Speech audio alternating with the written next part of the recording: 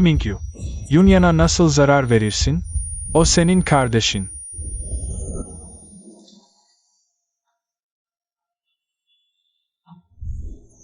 Bırak beni, Si Yunyan. Zaten tüm Si ailesini elimden aldın. Şimdi de beni tamamen yok etmek mi istiyorsun? Ablacım, sen büyük annenin.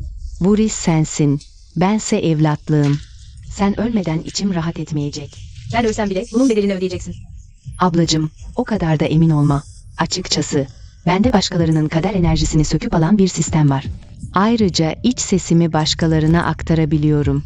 Yıllardır. Annemle babamın senden nefret etmesi, ağabeylerinin seni dışlaması, hepsi benim planımdı. Bu sefer de öyle. Seni öldürsem bile. İçimden birkaç kelime söylemem yeterli. Benden asla şüphelenmeyecekler. O yüzden rahatça git.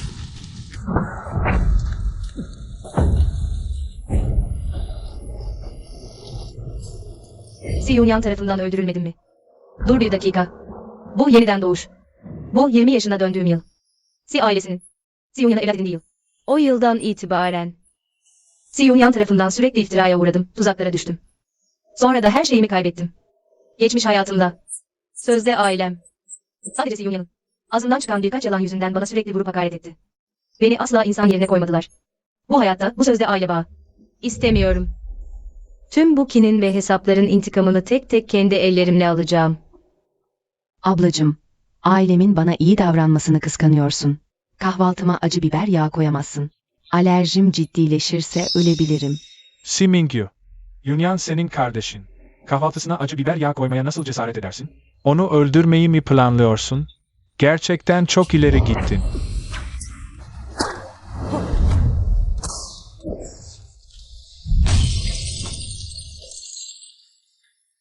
Sen. Ne yapmaya çalışıyorsun? Gerçekten isyan mı ediyorsun? Sana kim kalk dedi? Çık. Neden korkayım? Ne yanlış yaptım ki? Sen. Anne babaya saygısızlık, kardeşine zulüm. Biz seni böyle mi yetiştirdik? Terbiyen nerede senin? Yunyan anne babasını kaybetti. Zaten yeterince zavallı. Ama sen defalarca onu ezmeye devam ettin. Annemle babam senin iyiliğin için söylüyor. Hemen çök ve özür dile. Kocası Holding'in yönetim kurulu başkanı. Doğruyu yanlıştan ayıramaz. Neyse ki büyük annem derdi ki. Çamurdan adam olmaz. Mingyu, ne diyorsun sen? Yanlış mı söylüyorum? Herkes ne derse inanıyorsun. Kızına evliyetine ezbediyorsun. Öz kızına böyle zulmetmek. Aptal falan değilsin. Sen ezmen bir kalpsin. Seni. Sana bu şekilde konuşmayı kim öğretti? Terbiyen nerede senin? Siz bana hiç baktınız mı? Unutmayın, beni büyük annem büyüttü. Sen. Ne oldu? Bir de bana vuracak mısın? Bir de siz. Sırf kıskançlıktan değil mi? Büyükannem grubun %30 hissesini bana bıraktı diye. Bana diş biliyorsunuz. Eskiden sözde aile bağları yüzünden. Size yaranmaya çalışırdım. Kendinizi gerçekten çok muhassi sanıyorsunuz. Hepinizi uyarıyorum. Bir daha bana bulaşmayın. Yoksa hepinizi def ederim. Nasılsa. Bu villa büyükannemin bana mirası. Bu evin asıl sahibi benim. Kimi gönderirsem o gider. Aman tanrım, duymuştum zaten. Ablanın asıl aile reisi olduğunu. Yaşlı kadın erken ölmeseydi, herkes onun ağzının içine bakacaktı. Bunun gerçek olduğuna inanamıyorum. Demek ki geçen hayatımda ölmeden önce. Si Yunyan bana yalan söylememiş. Onun gerçekten de iç ses aktarabilen bir kozu varmış. Ama bu hayatta ben de duyabiliyorum. Öyleyse. Gördünüz mü? Bu kız gerçekten isyan ediyor. İsyan. Seni küstah kız. Bugün bana kafa mı tutuyorsun? Peki. O zaman sana göstereyim. Bu evde bugün kimin sözü geçiyor? Mingyu, haddini aştın. Büyüklerinle yarışıp terbiyemi reddediyorsun. Terbiye mi? Bence sen. Az önce söylediklerimi hiçe sayıyorsun. Seni. Biz sana işini öğretmeye çalışıyoruz. Bu ne tavır? Mingyu, bu sefer gerçekten çok ileri gittin. Hemen çöküp annenle babandan özür dile. Hiç mi korkmuyorsun? Babam beni evden kovacak mı? Mingyu, çıldırdın mı sen? Ne yapıyorsun? Mingyu, seni kız. Ben senin öz babanım. Babana kırbaç çekiyorsun. Yıldırımdan korkmuyor musun? Mingyu, bu sefer gerçekten fazla ileri gittin. Mingyu, senin gibi biri. Nasıl bizim Si ailesinin büyük hanımı olabilir? Seni tutuklatmak için polisi aramalıyım. Baba. Baba. Abla, babama nasıl vurursun? Eğer gerçekten çok öfkeliysen, bana vur. Yeter ki babama vurma artık. Benim böyle bir kızım yok. Polisi arayın, hemen arayın. Kocacığım, iyi misin? Seni hemen hastaneye götürüyorum. Hayır hayır. Polisi arayamayız, hastaneye de gidemeyiz. Özel doktorumu çağırın, çabuk çabuk. Ablanın öz babasına tokat atmaya cesaret etmesine şaşmamalı. Demek ki babasının sızdıramayacağını hesaplamış. Acımasız. Bu iş kesinlikle böyle kapanamaz. Gelin buraya. Büyük hanımın manik nöbeti nüksetti, hemen akıl hastanesini arayın. Gelip onu alsınlar. Bravo. Si Yönetim Kurulu Başkanı'na yakışır bir hamle. Daha ilk adımda öz kızına. Akıl hastası damgası vuruyor. Böylece hem beni gönderebilirsin. Hisselerimi almak için kılıf bulursun. Tam senlik. Si Shanghong. Sen. Anne, baba, ben iyiyim. Ablamla bir ilgisi yok. Ben bir anlık dalgınlık ettim. Ablamı suçlamayın. Doğru, eğer dışarıdan birisi ailesinin değerli kızının akıl hastası olduğunu öğrenirse, Si ailesinin itibarı ne olur? Olmaz. Bugün öz babasına el kaldıran, yarın belki de hepimizi zehirler. Böyle yılan kalpli bir kadın asla bu evde tutulamaz. Ona kesinlikle dersini vermek lazım. Si Mingyu sadece Yunyan'ı zehirlemeye kalkmadı. Babamıza da kastetti. Ben böyle bir kardeş istemiyorum. Bugün ayaklarıma kapanıp yalvarsa bile asla affetmeyeceğim. Beni bu şekilde alt edebileceğinizi mi sanıyorsunuz?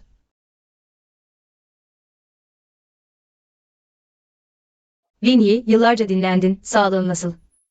Rica etsem, eski konu adamlarınla gelir misin? Sana ihtiyacım olan bazı konular var. Bunun Ji Yukin'le ne ilgisi var? Onu neden çağırıyorsun? İsyan mı ediyorsun? Ji Yujin sokaklardan gelme bir kadındır. Onu ne yapacaksın? Kıdemli bir isim ve bana bırakılan en büyük destekçidir. Şimdi hepiniz evlatlık bir kızın tepeme çıkmasına izin verdiniz. Ben de öylece izleyeyim mi yani?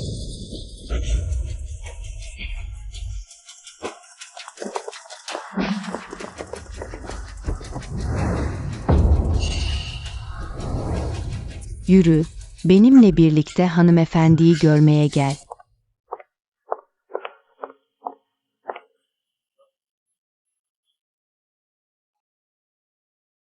Hanımefendi. Ji Yujin, evime bu kadar adamla gelip ne yapmaya çalışıyorsun? Hanımefendi beni çağırmış, ben de bir ayağı çukurda olan halimle. Elbette gelirim. Ama şimdi asıl merak ettiğim şu. Hangi gözü dönmüş adam, burada durup da, benim hanımefendime zorbalık etmeye cüret ediyor?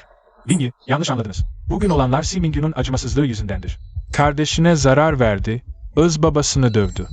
Benim de onu terbiye etmem gerekmiyor mu? Benim hanımefendimi terbiye etmek mi? Sen kim oluyorsun?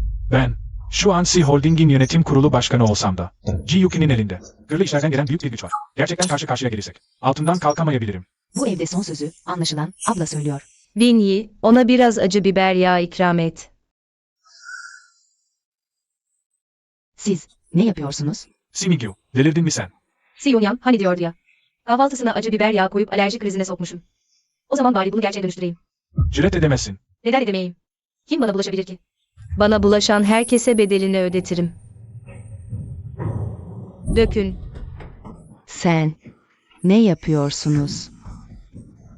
Yunyan, anne, baba, alerji insanı öldürebilir. Korkuyorum.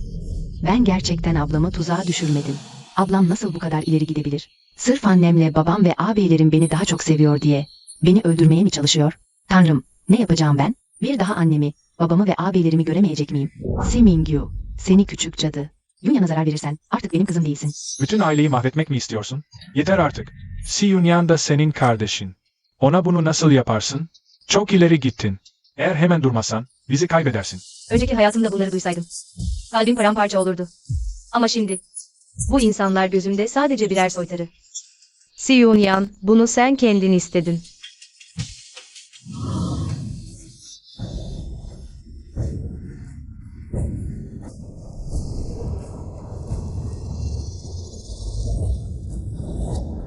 Yunyan.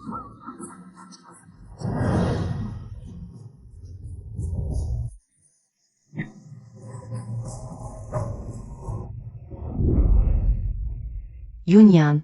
Mingyu, Yunyan'a bunu nasıl yaparsın? O senin kardeşin. Yunyan, iyi misin? Çabuk hastaneye götürün. Bakın şu kıymetli kızınıza. Ne hale gelmiş? Eğer hemen hastaneye götürmezseniz. İyileşmek üzere. Anne, baba, ağabeylerim, endişelenmeyin. Ben iyiyim. Ablam haklı, alerjim yok. Çok acıyor.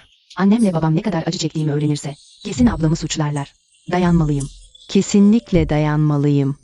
Daha ne bekliyorsunuz? Çabuk hastaneye götürün. Si Mingyu, Bunu aklından çıkarma. Seni asla affetmeyeceğim. Peki ne yapabileceğini görmek istiyorum. Bin Yi'nin önünde. Sen ve o evlatlık kızın bana ne yapabilirsiniz ki? Bırak gitsinler. Şu Si Yunya'nın üzerinde bir sürü sır var. Onu çok erken öldürürsem hiç eğlenceli olmaz. Zaten şu an. İç sesini duyabiliyorum. Düşman açıkta, ben gölgedeyim. Yavaş yavaş ezmek çok daha zevkli. Sayın Yönetim Kurulu Başkanı ve eşi. Kendi ayağınızla mı çıkarsınız, yoksa adamlarıma mı attırayım? Ne saçmalıyorsun sen? Ne yapmaya çalışıyorsun? Az önce dedim, kim bana bulaşırsa onu kapı dışarı ederim.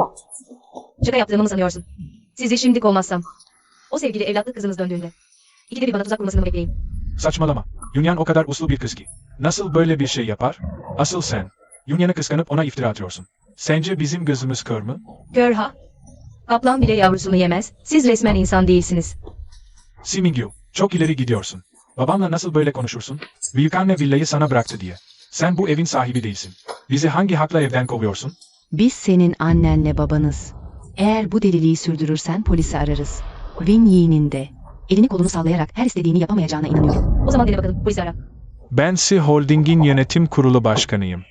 Öz kızım tarafından kovulduğumu duyarlarsa. Polisi aramak daha mı iyi? Olayı daha da büyütelim. Gitmek istemiyorsanız da sorun değil. Zaten bir yıl sonra, 20. yaş günümde. Büyükannemin bıraktığı hisseleri devralınca ilişkimizi keseceğiz. O zamana kadar bana bulaşmayın, yoksa... Sizi tekrar dövmekten çekinmem. Seni terbiyesiz şey. Linyi, ekibi yerleştir ve villanın güvenliğini sağla. Emrim olmadan kimse ikinci kata çıkmayacak. Tamam, hanımefendi.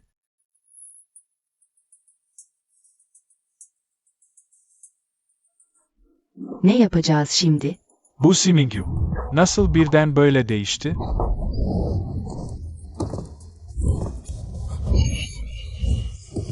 Kıyafetlerim, çantalarım. Hayırsız evlat.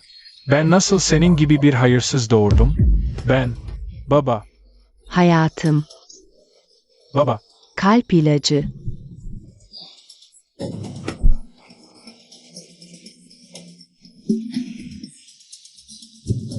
Baba. Si Mingyu bu sefer gerçekten çok ileri gitti. Bizi gerçekten evden atacak mı? Ağabeyin söylediği doğru. Si Mingyu gerçekten delirmiş. Resmen canavar kesilmiş. Annemle babamın ona haddini bildirmesi lazım. Ben de isterdim ama o kadın. Win Yi'yi devreye soktu. Şu an ona hiçbir şey yapamayız. Biraz dişimizi sıkalım. Daha ne kadar dayanacağız? Bugün babama ve Yunya'na bunu yaptı. Yarın kalkıp hepimizi zehirler. Kes sesini. Madem öyle, çık yukarı onunla yüzleş. Bak bakalım seni ağabeyi olarak tanıyor mu? Anne, baba. Bugün Si Mingyu'da bir gariplik var. Bu kadar öfkelenmesi. Acaba? Onun hakkında gerçekten yanıldık mı? Asla. Doğru, Yunan ergilendi. Si Mingyu kaç kez ona iftira attı. Kaç kez tuzak kurdu? Unuttunuz mu? Geçen sefer neredeyse Yunya'nı merdivenden aşağı itiyordu. Ben ona nasıl iftira atarım? Okuldayken bile. Sürekli Yunya'na zorbalık yapıyordu. Harçlığını da elinden alıyordu. Bunların hepsi kanıtlanmış şeyler. Bu kadın. Önceden sadece oynuyordu. Artık rol yapmayı bıraktı. Bu kadının iyi biri olduğunu bilseydik. Doğduğu gün boğardık onu. Şu kurt yavrusu ısırmayı öğrenmiş. Gerçekten becerikliymiş. Anne, baba, az önce Si Mingyu. 20 yaşında bizimle ilişiyi keseceğini söyledi. O zaman, ve bir de Win Yi'nin desteği varken, bizi gerçekten sokağa atar mı? Si Mingyu denen o kadın. Merak etmeyin. Si Mingyu'nun ağzı serttir ama kalbi yumuşaktır. Daha önce de huysuzluk yaptığı oldu. Biraz gönlünü alsak yeter. Eskisi gibi uslu uslu peşimizden gelir. Olmadı. Biraz ilgileniyormuş gibi yaparız. Annen haklı. Aile içinde dargınlık uzun sürer mi hiç? Siz ona biraz iyi davranın yeter. Eskisi gibi söz dinleyen biri olur. 20 yaşına gelince, ondan biraz hisse ayırıp Yunya'na vermesini isteyeceğim zaten. Zaten bu günlerdeki tavrı ne için? Dikkatimizi çekmek için değil mi? Ona birkaç günah söylenelim. Koşa koşa yanımıza gelir. Bu sefer Mingyu gerçekten çok ileri gitti. Yunya'nı öldürmeyi mi istiyor? Bir de ilişiyi kesmek falan. O ukala bir de ilişiği kesebilirmiş. Hepsini. Sadece dikkatimizi çekmek için yapıyor. Yunyan nasıl? Önce hepimiz Yunyan'a bakalım. Şu Si Mingyu tam bir canı. Yunya'nın alerjisi olduğunu bile bile. Ona o kadar acı biber sosu yedirmiş. Düşünebiliyor musunuz? Yunyan şu an kim bilir ne halde? Hemen acil servise bakalım. Evet, hemen. Önce Yunyan'a gidelim. Hadi bakmaya gidelim. Dönüşte onunla hesaplaşırız. Hadi.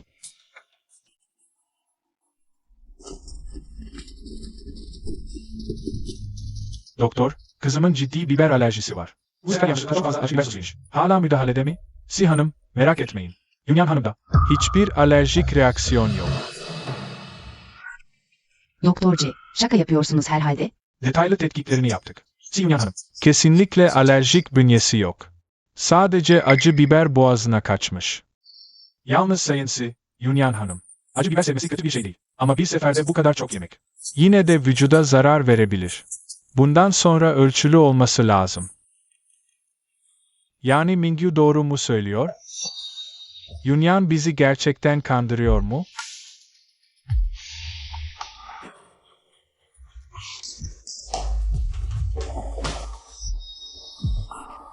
Anne, baba, siz niye geldiniz? Ben iyiyim. Benim için endişelenmenize gerek yok.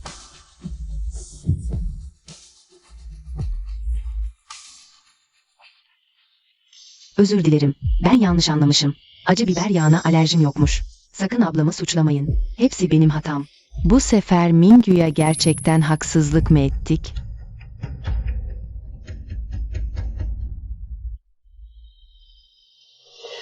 Yunyan, bunca zamandır hasta numarası mı yapıyordun? Yoksa gerçekten ablanın üstüne mi iftira attın?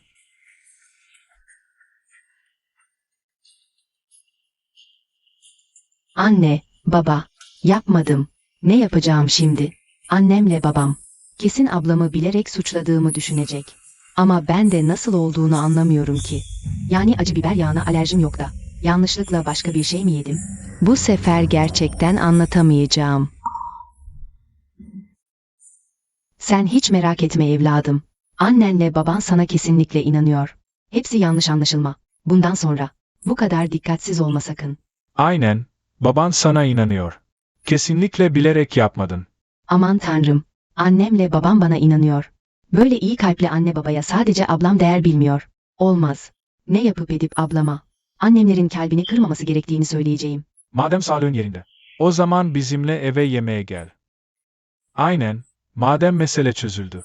Hadi hemen eve gidip yemek yiyelim.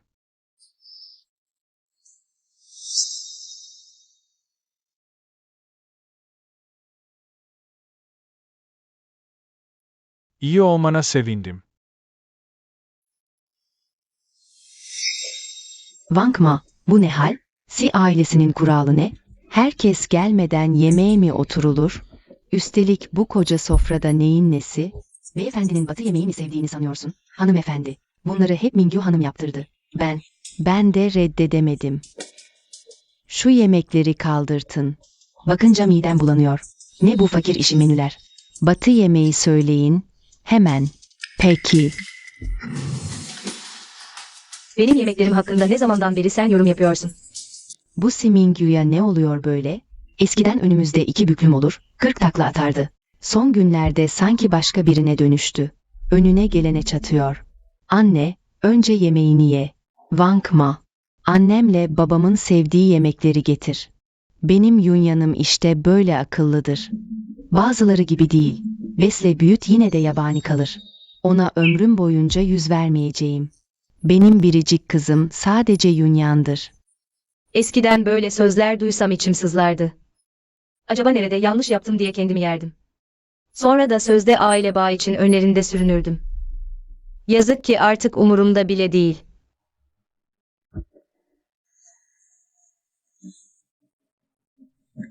Vankma, bugün size ne oluyor? Yemekleri bu kadar mı özensiz yaparsınız? Benim mide ilacı çorbam nerede? Babamın midesi hassastır. Çorba nerede? Çabuk getirin. Özür dilerim, özür dilerim. Eskiden şifalı çorbayı hep Mingyu Hanım hazırlardı. Beyefendinin iştahı açılsın diye onlarca pahalı bitkiyi özenle seçer, saatlerce kendisi kaynatırdı. O çorba en az 3 saat. Kaynamadan olmazdı. Biz nereden bilelim? Hiç değilse biraz vicdanın varmış. Oturma öyle. Hemen git bana şifalı çorba hazırla. Ayrıca, Yunyan'dan özür dile. O zaman bu meseleyi kapatırım. Si Mingyu, baban seninle konuşuyor. Çabuk mutfağa gidip çorba yapmaya başlasana. Siz ne dediğinizin farkında mısınız acaba? Kavga ettikten sonra hala bana kölelik yapmamı mı bekliyorsunuz? Rüyanda gözler. Si Mingyu, ne diyorsun sen? Daha açık konuşayım mı? O mide ilacı çorbasını köpekler bile içer. Seçmesi. Ne izliyorsun? Sen, Si Mingyu, haddini bil. Babamla nasıl böyle konuşursun? Terbiyen nerede? Ben seni böyle mi yetiştirdim? Güzel güzel yemek yiyorduk. Yemek istemiyorsunuz demek. Madem yemek istemiyorsunuz, o zaman kimse yemesin.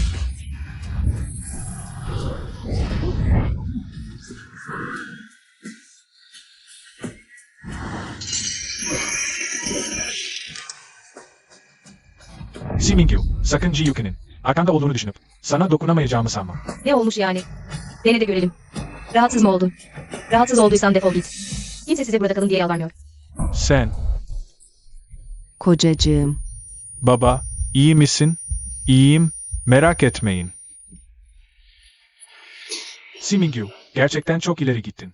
Bir gün yıldırım çarpsın seni. Bunca yıldır sizi öz ailem bildim. Her dediğinize boyun eğdim. Hatta kendi onurumdan bile vazgeçtim. Şimdi bana yıldırım çarpsın diyorsun. Bekliyorum.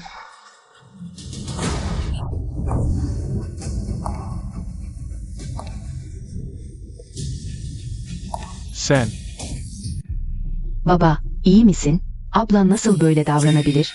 Anne baba hata yapmaz. Aile bu hale nasıl gelir? Bu kadarı da fazla artık.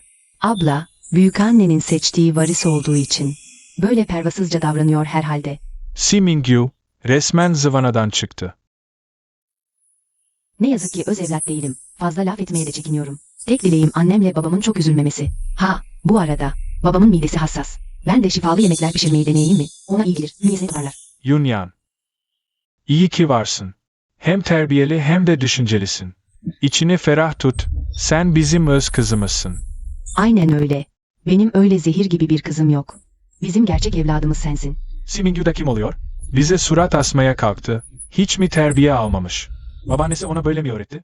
Yunyan'la kıyaslamasak. Si Mingyu'nun ne kadar iğrenç biri olduğunun.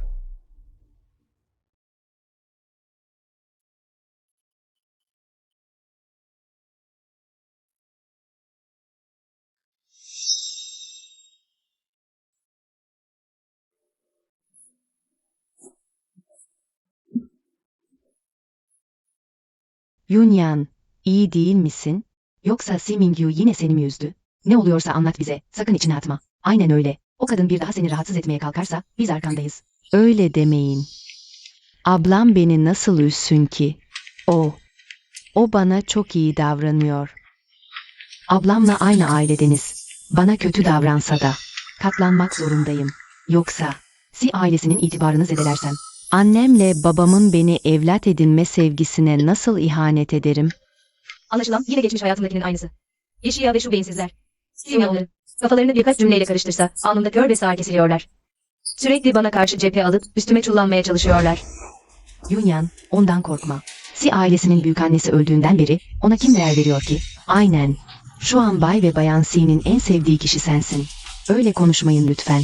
Ablam, Si ailesinin öz kızı. Dün ablam evde öyle bir yaygara kopardı ki. Babasına el kaldırdı. Annemle babamı sakinleştireyim. Yoksa gerçekten ablamla ilişiyi keserlerse, o zaman ne yaparız? Görünüşe göre, Si Mingyu ile Si ailesinin arası tamamen açılıyor. Si Mingyu denen o kadın, önceden Si ailesinin büyük hanımı olmanın verdiği güce dayanıp, bize sürekli tepeden baktı. Şimdi işler değişti. Evden kovulmak üzere. Bunun sahipsiz bir sokak köpeğinden ne farkı var? Bir de Yunyan'ı ezmeye kalkıyor. Gerçekten ne yaptığını bilmiyor. Aynen. Hadi Şia, gidip ona haddini bildirelim. Yunyan'ın intikamını alalım.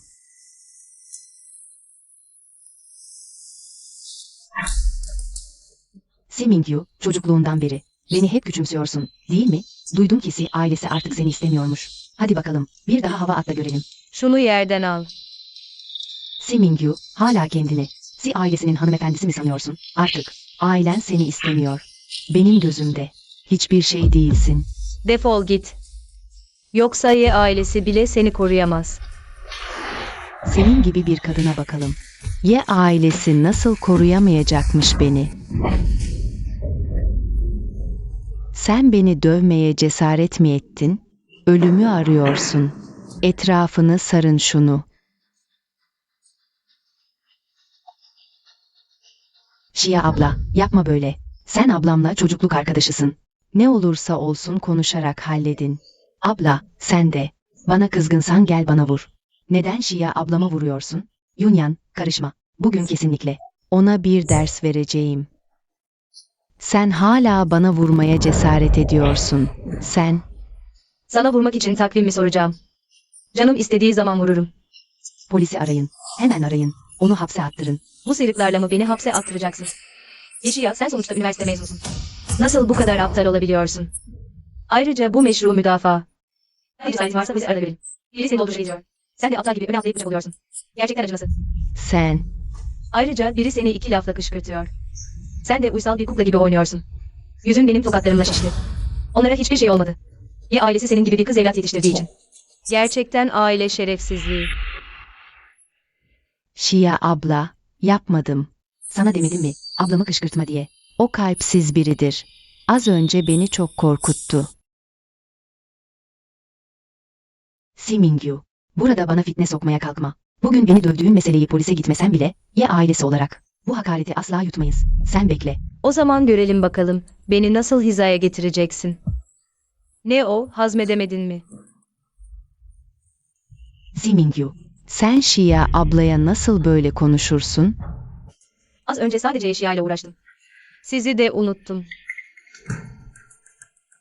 Ne o? Siyonyan'ı çok savunuyordunuz, değil mi? Hoca gelmeden.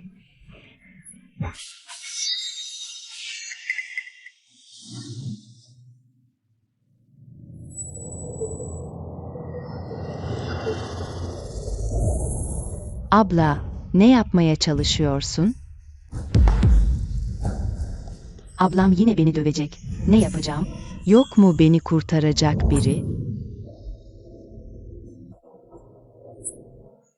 Bana abla deme. Senin gibi bir kardeşim yok benim. Evde de okulda da hep gizli gizli. Başkalarını üzerime saldın, sonra da arkana saklanıp. Hiçbir şey olmamış gibi davrandın. Abla, yapmadım ki. Yapıp yapmadığına sen değil, ben karar veririm. Dur. Simingyu, seni kadın. Ne yapmaya çalışıyorsun? Si ailesinin büyükannesi seni böyle mi yetiştirdi? Kardeşini ez, okul arkadaşlarına zulmet. Sen resmen yılan kalplisin. Minkai abi, kurtar beni. Kim gelmiş diyordum. Meğer Winjiang Holding'in genç varisi Lin'miş. Lin Minghai benim nişanlım. Çocukluktan beri birlikte büyüdük. Geçmiş hayatımda. Lin Minghai, Siyonyan'la karşılaştıktan sonra birkaç iç ses aktarımıyla kolayca onun kuklası haline gelmişti. Bana her türlü hakaret etti, ölümümde onun da payı vardı. Bu hayatta asla affetmeyeceğim. Simingyu, çabuk bırak Yunyan'ı. Sen kim oluyorsun da bana emir veriyorsun? Simingyu, Yunyan'a bir daha tek parmağınla dokunursan, inan bana bu hayatta yüzüne bile bakmam. O zaman çifte bayram olur benim için. Ne dedin sen? Siyonyan aslında bugün. Sadece 2 tokat atacaktım sana. Ama Lin Minghai böyle deyince. Mecburen memnun edeceğim seni. Minkai abi, kurtar beni. Çabuk kurtar. Simingyu, çok ileri gittin. İnan bana şimdi açıklarım. Seninle evliliğimizi iptal ettiğimi. Daha da iyi, teşekkürler.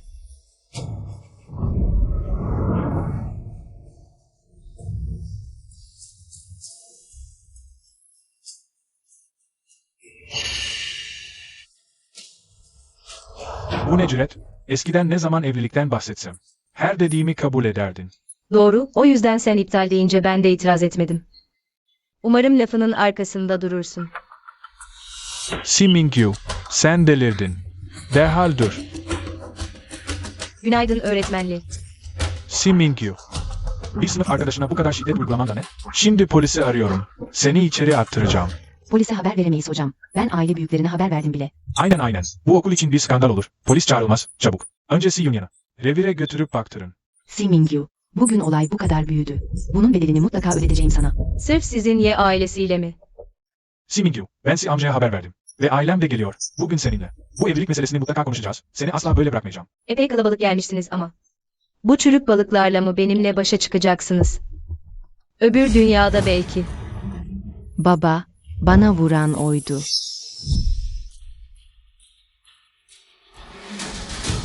Yunyan, ne oldu? Yüzüne ne oldu? Aman tanrım, bunu kim yaptı? Seni bu hale kim getirdi? Anne, iyiyim ben, merak etme. Ablayla da bir ilgisi yok. Çok acıyor ama söyleyemem. Abla bana nasıl böyle vurabilir? Ben sadece onun iyiliğini istiyordum. Seni kadın, sen benim kızıma vurmaya nasıl cüret edersin? Bayan Si, iyice düşün taş atmadan önce. Ben dişe diş, göze göz inanırım. Dün Başkan Si'yi tokatladım. Kendini özel mi sanıyorsun yoksa? Simingyu, ben senin öz annenim. Ne o? Bana da mı vuracaksın? Sadece biyolojik annemsin. Eskiden bana nasıl davrandığını unuttun mu? Sen, Reşit olduktan sonra ilişkimizi kestik. Bayan Si, yoksa unuttunuz mu? Yanındaki asıl kızınız. anne, sakın ablaya kızma. Hepsi benim hatam. Seninle ilgisi yok. Hepsi bu kadının suçu. Yeter artık. Aile meselenizi evinizde konuşun. Benim tek merak ettiğim, kızım neden dayak yedi? Si Mingyu, sen Minghai ile çocukluk arkadaşısın. Küçüklükten beri nişanlısınız. Sen kalktın herkesin içinde. Nişanı bozacağını ilan ettin. Ne demek oluyor bu? Madem ne olduğunu öğrenmek istiyorsunuz. O zaman sınıfın güvenlik kamerasına bakalım. Evet, yaşananlar kameralara yansıdı. Önce görüntüleri izleyelim. Seni kadın, bakalım göreceğiz. Ye ailesi beni nasıl koruyamıyormuş. Si Mingyu, seni kadın. Ne yapmaya çalışıyorsun?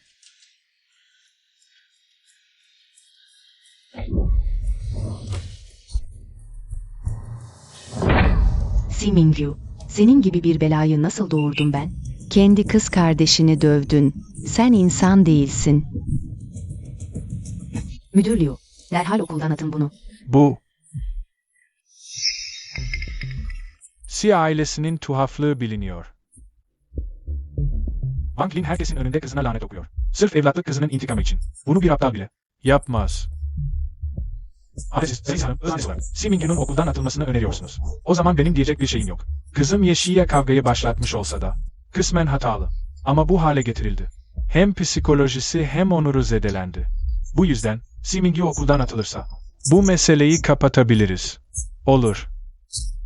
Birkaç çocuk bu kadar olay çıkardı. Birilerinin bedel ödemesi şart. Yoksa akıllanmazlar. Peki, madem bu iş böyle çözüldü, o zaman ben, Hayır. Siz söyleyeceğinizi söylediniz mi? Bittiyse şimdi de ben konuşayım. Si Mingyu, daha ne söyleyeceksin?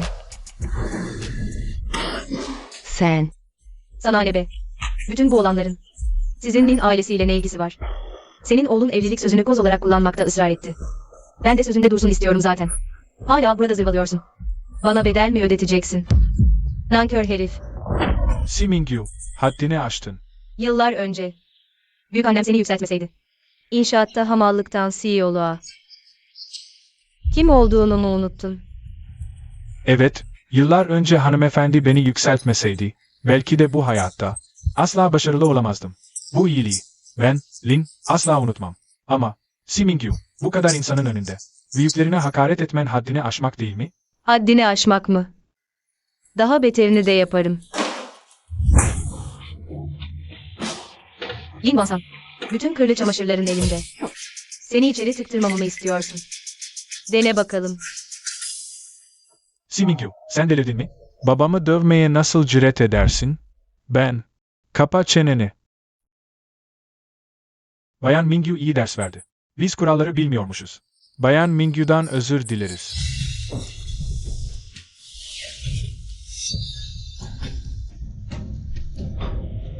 Bugünden sonra Lin ailesi bu işe karışmıyor. Neden ama? Yunya'nı ezdi. Bedel ödemeden paçayı kurtaramaz ya. Neden özür diliyorsun? Hemen okula söyle. Onu okuldan attır. Kapa çeneni. Bayan Mingyu, bu oğlumun. Aklı biraz kıt. Onun yerine özür dilerim. Özür gerekmez. Ama dediği doğru. Nişan iptal.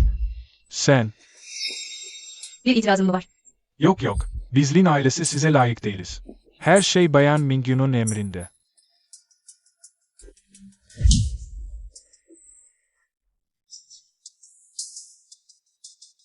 Bu Si Mingyu. Kesinlikle sıradan bir üniversite öğrencisi değil. Si ailesinden bir anka kuşu çıkmış. Eski Madam Si'ye kıyasla. Hiç de geri kalır yanı yok. Yazık. Bazıları cam boncuğu inci sanıp anka kızı sevmiyor. Gidip bir şoförün kızına şefkat gösteriyor. Tam bir rezalet. Bu Si Mingyu, Başkan Lin'i dövmeye nasıl cüret eder? Üstüne Başkan Lin sesini çıkaramıyor. Neler oluyor böyle? Lin ailesi karışmıyor ama biz ya ailesi bu işi öylece bırakmayız. Si Mingyu, kızımı yaraladın. Bunun hesabı nasıl sorulacak? Şanssızlığın gözünün kör olması, sizce ailesinin aptallığı sayılır. Gelip maşa oldun, iyilik bilin. Nasıl, bu cevap yeterli mi? Sen, Simingyo, çıldırdın mı sen? Babam Viangzo Ticaret Odası Başkanı. Si ailesinin reisi bile bize 3 kez düşünmeden yüz vermez. Sen ne hakla bu kadar küstahsın? peki. Si Hanım ne de güzel konuşuyormuş. Bizya ailesi, kızımı eğittiğin için. Sana teşekkür bile borçluyuz. İleride bu büyük iyiliğini elbette hakkıyla öderiz. Başkan Ye, bu kadınla uğraşacaksan yanlış insanı hedef alma. Dün bu kadın evde, kendi öz babasını haddini bilmezce dövdü. Artık Si ailesinin onunla hiçbir ilişkisi yok. Demin ağzından anneciğim düşmüyordu, şimdi ilişkimiz yok. Kendi belasını kendi temizlesin. Yunya'nı bu hale getirdin. Başkan Ye üstüne düşmese bile, ben sonuna kadar peşini bırakmam. Siz hanımefendi gerçekten aklı başında birisiniz. Bugün olanlar. Ben sadece Si Mingyu'nun derdindeyim. Si ailesini asla bu işe bulaştırmam. Simingyu, sen beni dövmeye cüret mi ettin? Bu sefer nasıl gebereceğini izleyeceğim. Başkan Ye, neden? Bir şey dövdüm. Ama Lin Mingka'ya dokunmadığımı biliyor musun? Çünkü sen ölümüne cesaret ediyorsun. Yanlış. Çünkü benim gözümde Ye ailesi, Winjiang Holding'den çok daha kolay bir hedef. Ve ben yumuşak armudu ezmeyi severim. Sana cahil mi desem, yoksa aptal mı? Mingyu Hanım, Minjiang Holding'i fazla abartıyorsunuz. Biz ya ailesiyle boy ölçüşemeyiz. Ye ailesinin Liangzhou'da at koşturabilmesinin sebebi Ye Jialiang sayesinde değil mi? Liangzhou Ticaret Odası Başkanı sıfatı sayesinde. Peki ya, o başkanlık koltuğu giderse sizin Ye ailesi nedir ki? Simingyu, sen ne saçmalıyorsun? Si Mingyu, seni uyarıyorum. Saçmalamayı kes. Başkan Ye yeniden seçilmek için. Epey koşturmadı mı? Sen, Duyduğuma göre torpil arayışı da başkente kadar uzanmış. Yazık. Yukarısı çoktan başka birini belirlemiş. Sadece Başkan Ye, pardon. Artık Ye ailesi reisi demek lazım. Hala habersiz. Hala burada kendini dev aynasında görüyor. sen bir üniversite öğrencisi olarak ne bilebilirsin ki? Şu saate bak, resmi bildirim neredeyse ulaşır. O zaman yeni başkanın ilk işi. Sence seni de yakmaz mı? İnanmıyorsan bekle ve gör. İmkansız, kesinlikle imkansız. İnanmıyorum. Arkandaki adamı arada sor bakalım. Bu... Gerekirse kavga ederiz. Bu... Bayo, benim, küçük ye. Viangzo'daki konumunuzu. Ben bile artık koruyamıyorum. Beni bir daha aramayın. Baba iyi misin? Simingyu, ne yaptın sen? Kapa çeneni. Si Mingyu böyle bir haberi nasıl öğrendi? Yoksa arkasında benim ulaşamayacağım. Çok önemli biri mi var? Olmaz. Onu asla gücendirmemeliyim. Bayan Mingyu, özür dilerim. Bugün olanlar için. Kızım kendi düşen ağlamaz. Umarım ona takılmazsınız. Ye ailesi adına sizden özür diliyorum. Sen neden bu kadından özür diliyorsun? Bana vuran oydu. Sen. Kes sesini. Diz çök ve Bayan Si'den özür dile. Baba, neden bana vuruyorsun? Sana neden mi vuruyorum? Birkaç kışkırtıcı laf yüzünden. Gidip başkasının maşası oldun. Ye ailesinin yüzünü yerle bir ettin. Diz çök. Baba, ne diyorsun? Neden ondan özür dileyecekmişim? Diz çöküyor musun? Çökmüyor musun?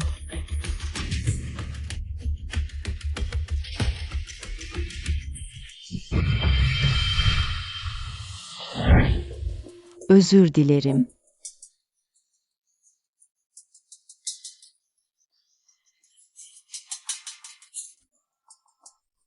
Si Yunyan, ah Si Yunyan. Bir zamanlar sadece mağdur numarası yapıp iç ses aktarımıyla bana tuzak kuruyordun. Ben de herkesin nefretine ve hakaretlerine maruz kalıp bitmek bilmeyen bir iç çöküşe sürükleniyordum. Ama bundan sonra bu numaran işe yaramayacak.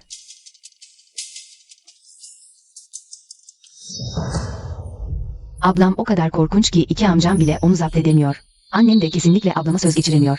Bundan sonra okulda nasıl devam edeceğim? Her gün dayak yemek istemiyorum. Ne yapacağım?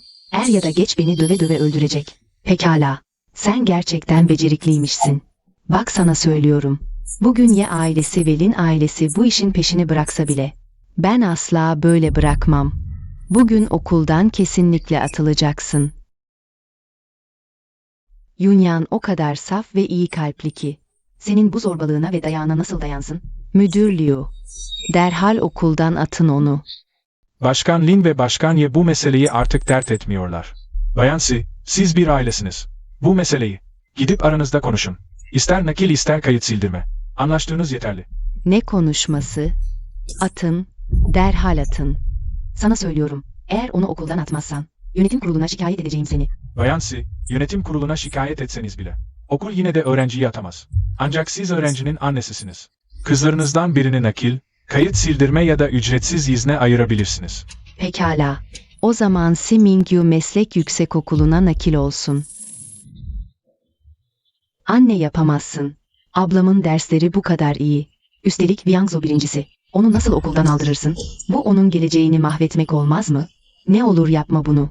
Ah Yunyan, sen de fazla iyi kalplisin. Sen karışma.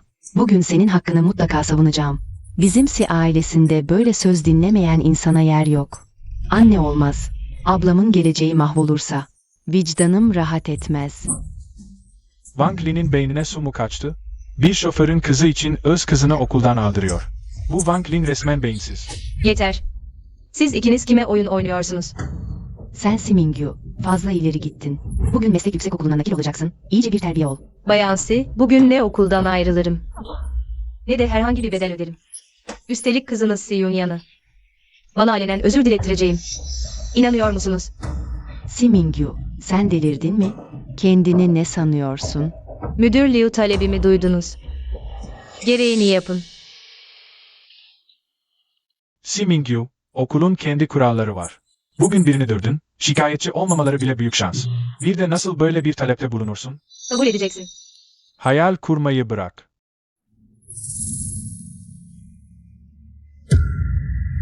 Nasıl olur? Simingyu nasıl olur da? Bunu öğrenip, eğer söylerse, ben bittim. Şimdi halledebilir misiniz? Elbette, elbette. Sayın Si, öğrencinin kendi rızası olmadan, okul değişikliği, kayıt dondurma ya da atılma işlemi yapılamaz. Si Yunyan okulda arkadaşlarına sataşmayı başlatan taraf. Okul kurallarını ağır şekilde ihlal etti. Cezalandırılması zorunlu. Bana ceza mı? Asla. Müdür Liu, delirdiniz mi? Bilmiyor musunuz? Si ailesine karşı gelmenin sonuçlarını derhal geri al. Az önce söylediklerini geri al. Yoksa seninle işim bitmez. Okul yönetiminin aldığı karara göre, Si Mingyu suçsuzdur. Bu menfur olayda. Asıl sorumlu Si Yunyan'dır. Okul, kendisine ağır kınama cezası verecektir. Ayrıca 10.000 kelimelik bir özür yazısı teslim edecektir. Ve okulun anons sisteminden Si Mingyu'dan alenen özür dileyecektir. Sen, Duydunuz mu Sayın Si? Kızımıza söyleyin, gereğini yapsın. Yoksa okuldan atılırsa Si ailesi için büyük bir rezalet olur. neden böyle oldu? Benim hiçbir suçum yok ki. Neden özür dilemek zorundayım? Ablam illa beni herkesin önünde rezil mi etmek zorunda? Bundan sonra nasıl insan içine çıkarım? Gidip bir binadan atlayayım daha iyi. Simingyu, seni nasıl yetiştirdim ben? Seni hayırsız evlat. Yunyan senin kardeşin. Ona bunu nasıl yaparsın? Yunyan, korkma. Annen burada. Seni korurum. Ben sana inanıyorum. Müdür Liu, bu ceza kararını kabul etmiyorum. Eğer devam ederseniz polisi arayacağım. Buyurun, arayın. Polis için bu sadece bir öğrenci kavgası. Nihai kararı yine okul yönetimi verir. Sen. Git, müdüre söyle. Yunyan'a ceza vermesin.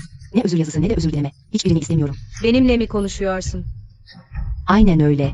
Söylediklerimi yap yeter. O zaman ben de. Defol git. Sen benimle konuşacak seviyede değilsin. Yaylan. Anne.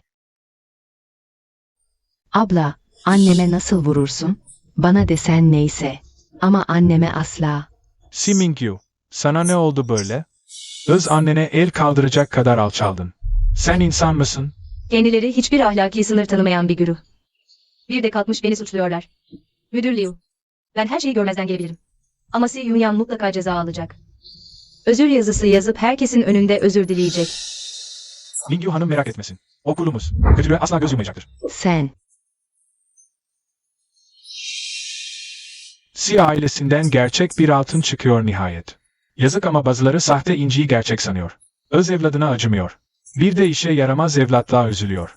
Gerçekten tam bir acayiplik. Ben gerçekten yanlış mı yaptım? Si Mingyu, dur bakayım. Bu Yun, burada ne işi var? Eskiden büyükanne hayır işlerine çok düşkündü. Bir sürü fakir öğrenciye burs sağlardı. Vefatından sonra bu hayır işlerini ben devraldım. Yun da beni sevdirmez gelirdi. Eskiden bana saygı duyardı.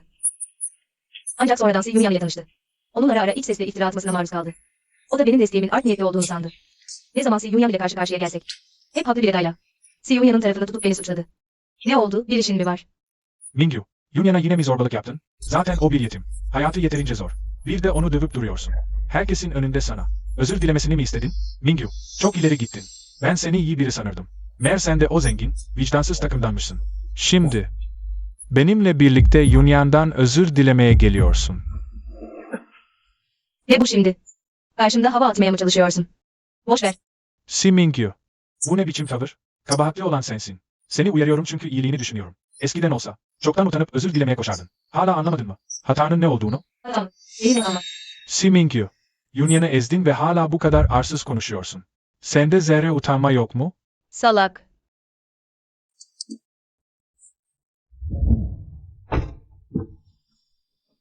Olayın aslını bilmeden ahkam kesiyorsun.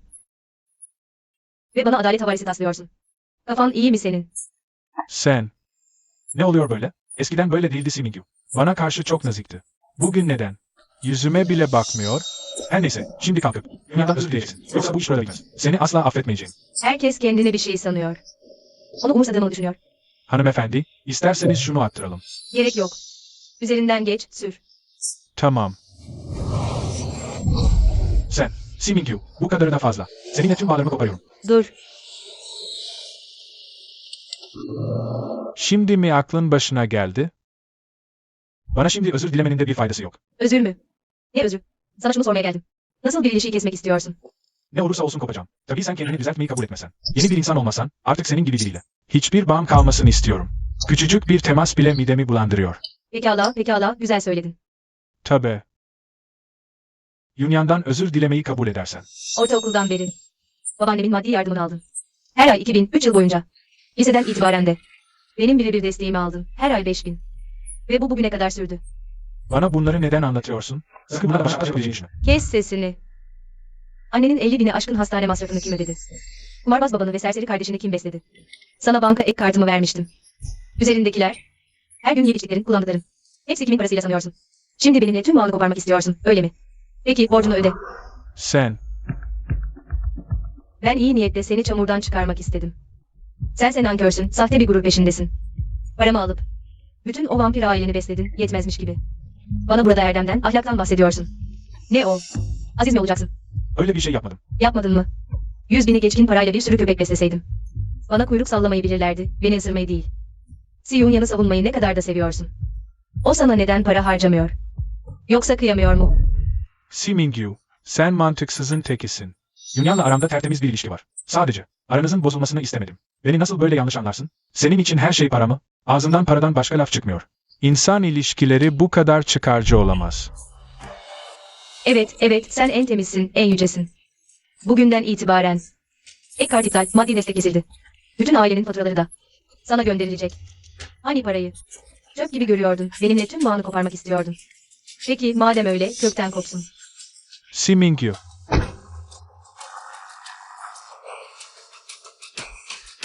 Si Mingyu, sana ne oldu böyle? Eskiden benimle böyle konuşmazdın. Yun abi, neredeydin? İşini hallettin mi? Yoksa, gizlice Mingyu'yu mu görmeye gittin? Ne şanslısın. O hepimizin gönlündeki tanrıçaydı. Ne tanrıçası? Zenginliğine güvenip zulmeden zehirli bir kadın o. Ne dedin sen? Bir şey yok. Benim eve gitmem lazım. Siz dağılın. Olur mu öyle? Bizi o restorana götürecektin hani. Aynen, Yun abi. Bize söz vermiştin. Bizi Batı mutfağıyla tanıştırıp ufkumuzu açacaktın. Nasıl gidersin? Yun abi sen ısmarlamazsan. Biz nasıl yiyebiliriz ki? Peki tamam. Önce sizi yemeğe götürürüm, sonra da kulübe. Kafa dağıtmaya. Tamamdır. Yun abi işte böyle delikanlıdır. Hayatımda hiç kulübe gitmedim. Bize bu deneyimi yaşatan yine Yun abi oldu.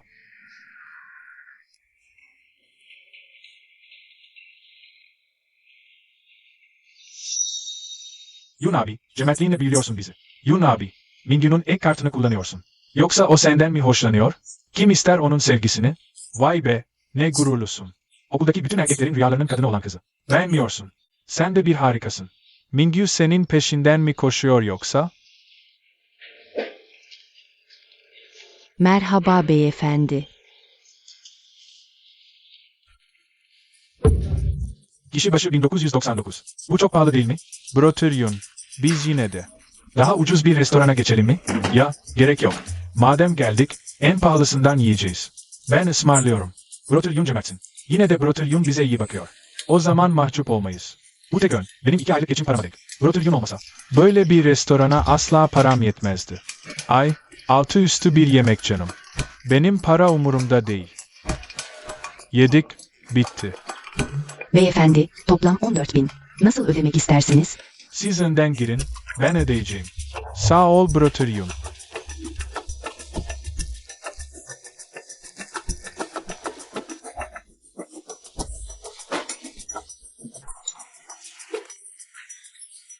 Çok lezzetli.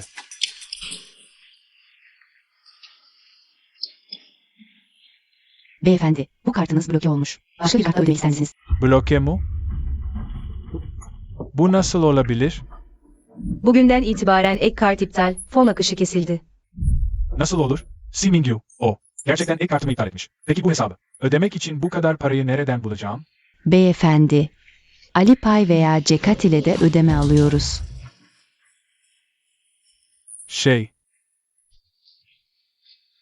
Bunları iade edebilir miyiz? Üzgünüm beyefendi, arkadaşlarınız yemeye başladı bile. İade edemiyoruz. Bedavaya yemek mi yiyeceksin yani?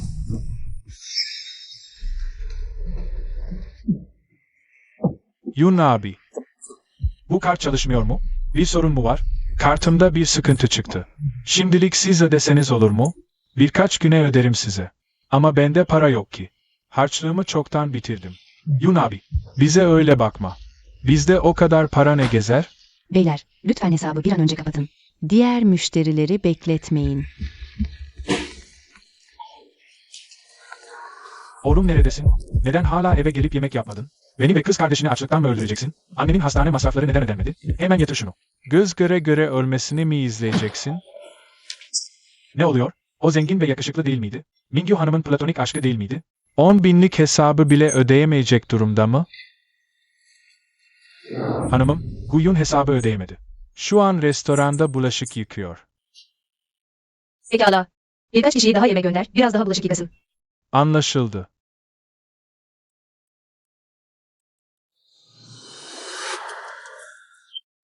Hanımım geldi.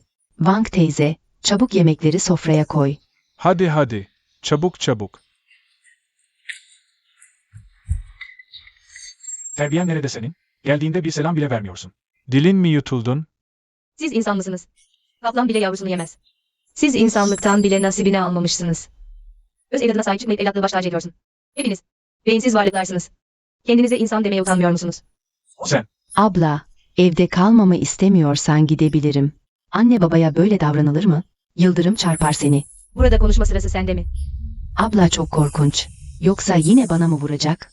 Yoksa gece yarısı beni yine merdivenlerden mi aşağı itecek? Mingyu, kusura bakma ama. Babanı sürekli üzmek zorunda mısın? Her şeyi ailecek konuşabiliriz. Değil mi? Hadi. Şu çorbadan bir dene. Bu çorba.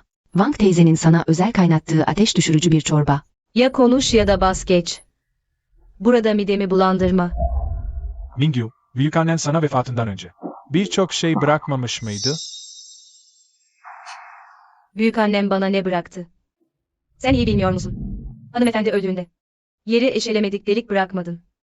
Bana bu boş lafları anlatma. Hissedarlık ya da gayrimenkulden bahsetmiyorum. Büyükannenin bıraktığı istihbarat ağından, bağlantılarından veya ailelerin kirli çamaşırlarından bahsediyorum. Demek asıl niyetiniz buymuş. Sen daha çok küçüksün. Bunların ne kadar tehlikeli olduğunu bilemezsin. Şu an dışarıda kaç kişinin sana tuzak kurmak istediğini biliyor musun? Ancak onları teslim edersen güvende olursun. Aynen öyle.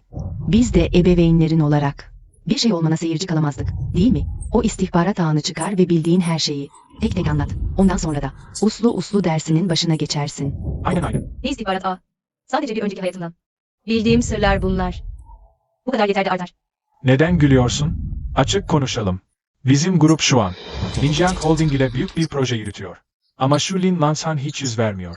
Eğer onun kirli çamaşırlarını bana verirsen, bu sefer ağzından burnundan getiririm. Sizin karı koca halinize gülüyorum. Ben bir şey yapacaksam, senin kirli çamaşırlarını başkan yine veririm. Sana onun karşısında yardım etmem mümkün mü? Si Mingyu, aklını mı kaçırdın? Abla, nasıl olur da bir yabancının tarafını tutup anne babana karşı gelirsin? Si Holding hepimizin ortak emeği. Bu kadar ileri gitme artık. Yabancı? Emek mi? Açık konuşayım, asıl dışarıdan olan sensin. Ayrıca şirket babaannemin alın teri, senin o öz babanın değil. Soyadını değiştirdin diye bu kuş gibi yuvaya yerleşebileceğini sanma. Bedavadan konmak istiyorsan, çek git buradan. Git babanın tenceresine tavasına sahip çık. Abla, öyle demek istemedim. Sadece annemle babamın üzülmesinden korktum. Si Mingyu, seni kadın, ben. Ne oldu? Başım çok ağrıyor. İyi misin? Anne, yine mi migrenin tuttu? Çabuk doktor çağırın, doktor çağırın. Wang Li'nin eskiden beri migren rahatsızlığı vardı. Onu iyileştirmek için büyük bedeller ödedim. Akupunktur tekniğini ancak o zaman öğrendim, dikkatli bakımım sayesinde. Wang Li'nin hastalığı neredeyse tamamen geçmişti. Ne yazık ki güzel günler çok uzun sürdü.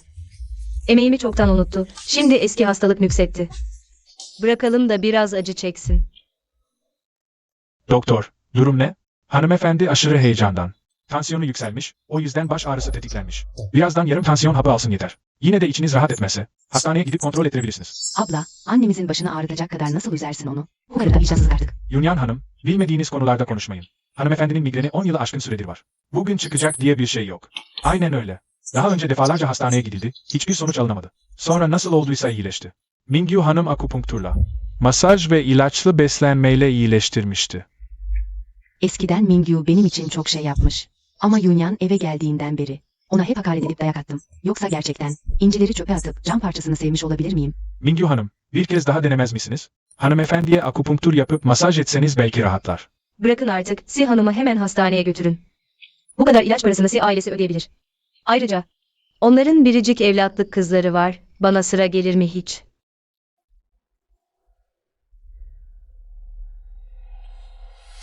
Nasıl konuşuyorsun sen? O senin öz annen. Onun böyle acı çekmesine nasıl dayanıyorsun? Vicdanın nerede senin? Vicdan mı? Vicdan kaç para eder? Koca ailenizle birlikte. Size kölelik mi yapayım bir de? Rüyanızda görün. Sen seni hayırsız evlat. Ben...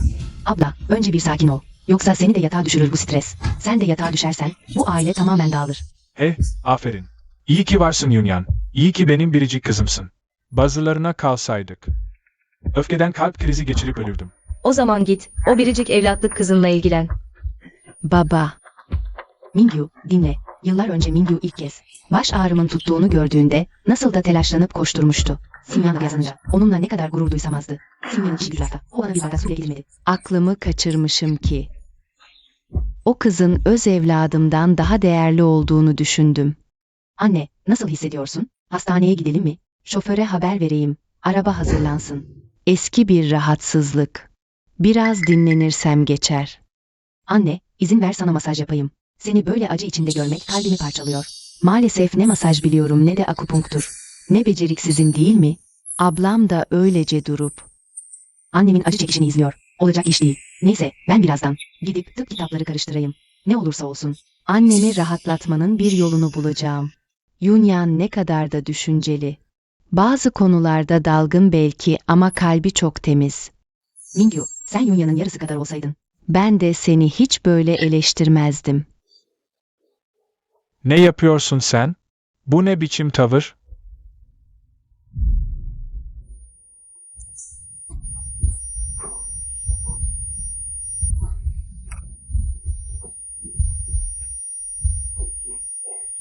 Yıllar önce, migrenim en şiddetliyken, aynen şimdiki gibi geceler boyu gözüme uyku girmiyordu.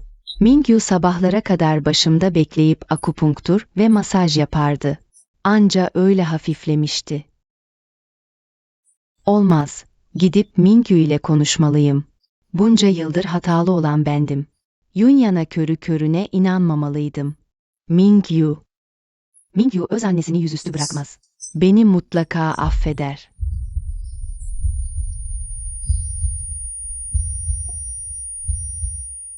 Doğru ya, anne kız arasında dargınlık bir gece bile sürmez.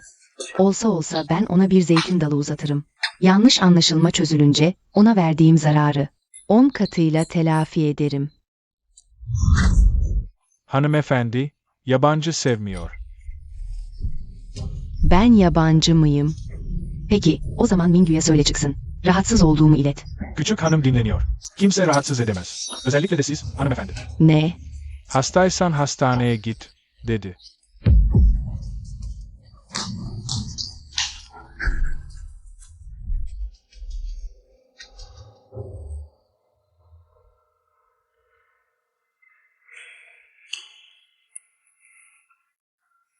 Büyük bey, efendimizden haber geldi. O yatırım dosyalarını bir an önce hazırlayıp çıkarmanızı istiyor. Acil lazımmış. Yarın sabah grup toplantısında elinde olması gerekiyormuş. Anladım, bu kadar dırdır etme. Bank teyze, yarın birkaç kişi bul, odamdaki eşyaları. Temizlet. Benim. Hem hazırlık izlasıyla idare edeceğim. Bundan sonra işim olmasa. Eve uğramam. Şu. Si Mingyu karısını görmekten midem bulanıyor. Peki büyük bey. Büyük bey, aslında bir aile içinde dargınlık bu kadar uzun sürmez. Mingyu küçük hanım bunca yıldır o kadar çok şey çekti ki sonunda patladı. Siz biraz hoşgörülü olsanız yeter. Hoşgörü mü? Öz babasına el kaldıran kadını mı? Yoksa ben, ağabeyi olarak, onun karşısında diz mi çökeyim? Ama şimdiye kadar. Hep Mingyu küçük hanım sizin gönlünüzü yapıyordu. Ne olursa olsun. Si Mingyu'nun anne babasına karşı gelmesi onun suçu. Ama bunca yıldır bana yaranmaya çalıştığı için. Onu affedebilirim. Bank teyze, git şu proje planını ona götür. Bu gece bitirsin. Eğer iyi bir iş çıkarırsa, yarın. Babamın önünde onun için birkaç güzel söz söyleyebilirim. Peki. Si Mingyu'ya proje planı hazırlatmak mı? Bu ona deneyim kazanması için bir fırsat. Eğer bu projeleri halledebilirse, onu affedebilirim. Ne de olsa, kan bağı olan öz kız kardeşim. Ona acıdığım için yapıyorum. Neden geri getirdin? Özür dilerim büyük bey. Mingyu hanım dedi ki, Ne dedi? size defolup gitmenizi, kendi işinizi kendiniz yapmanızı söyledi. Onu rahatsız etmeyin dedi. Ne? Bunu söylemeye nasıl cüret eder? Ona deneyim kazanma fırsatı veriyorum. Bu ona değer vermek demek. Dışarıda kaç kişi? Şirket sırlarına erişmek istiyor da erişemiyor. Tam bir nankör. Mingyu hanım ayrıca dedi ki, eğer büyük bey CEO koltuğunda oturacak yeteneği yoksa, kendisi istifa etsin. Bunca yıldır yeterince yardım etmiş. Her gün yüzsüzce haddini aşmasın. Ömür boyu başlarının sırtına mı gidecek? Bu kadın gerçekten böyle mi söyledi? Aferin sana Si Mingyu. Beni böyle aşağılamaya nasıl cüret eder? Dünya onsuz. Dönmez mi sanıyor? Ben, Harvard mezunu bir dihiyim. Birkaç küçük proje planının altından kalkamayacak mıyım? Ona fırsat verdim, ailesiyle arasını düzeltsin diye. Bu tür gizli belgeleri görebileceğini mi sanıyor? Tam anlamıyla. Nankör bir kadın bozuntusu. Yürü.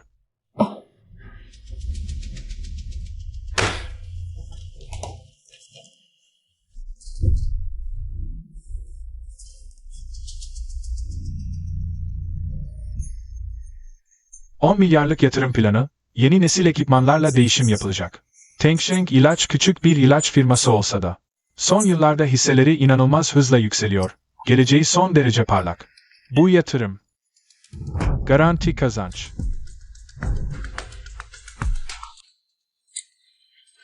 Gel, birlikte yiyelim.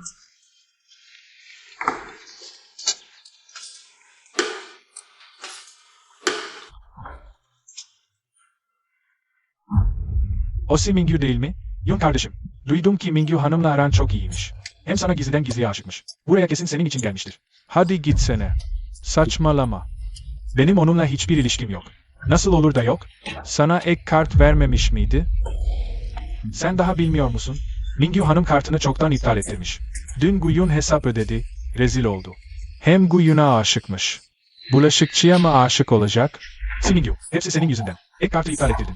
Beni sınıf arkadaşlarımın önünde rezil ettin. Bir de gidip başkalarına bulaşık yıkamak zorunda kaldım. Bursu da kestirdin. Babam artık her gün beni dövüyor. Hepsi senin eserin. Sen olmasaydın. Bu kadar aşağılık bir yere zamanla işte çalışmak zorunda kalmazdım. Öyle deme. Bence Mingyu hanım. Yun kardeşimi kendisine kabul etmesi için soruyor. Sevgilisi olsun diye. Yun kardeşim kabul etmeyince. O da kartı iptal ettirmiş.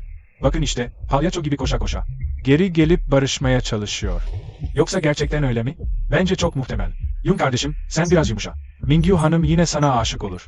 Yun kardeşim bu kadar yakışıklı ve karizmatik. Parmağını şıklatsa, Mingyu hanım koşa koşa gelmez mi? Aynen öyle. Ama Yun kardeşim, bence, böyle kadınları şımartmayacaksın. Bu sefer kesinlikle. İyi kadın atıp alamayacaksın. O Si Mingyu gelsin. Sana güzelce yalvarsın. Sana büyük bir spor araba alsın. Paranın önünde eğilmemi mi istiyorsunuz? Asla. Bazı insanlar, birkaç kuruş parası var diye, başkalarını rahatça aşağılayabileceğini sanıyor. Ama bilmiyorlar ki, bizim kişiliğimiz de aynı derecede değerli.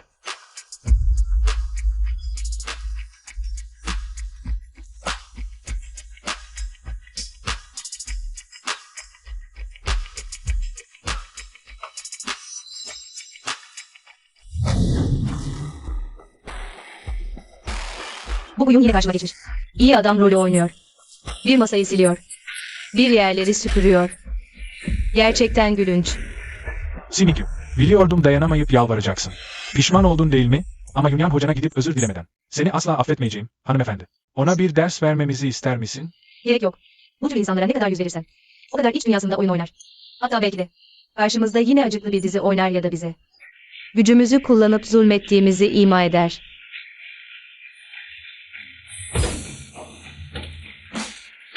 Tamam, dayanamıyorum artık. Çok iğrenç. Gidiyoruz. Simingyu, şimdi başına eğip özür dilesen de işe yaramaz. Yunyan'dan özür dilemeden. Seni affetmeyeceğim.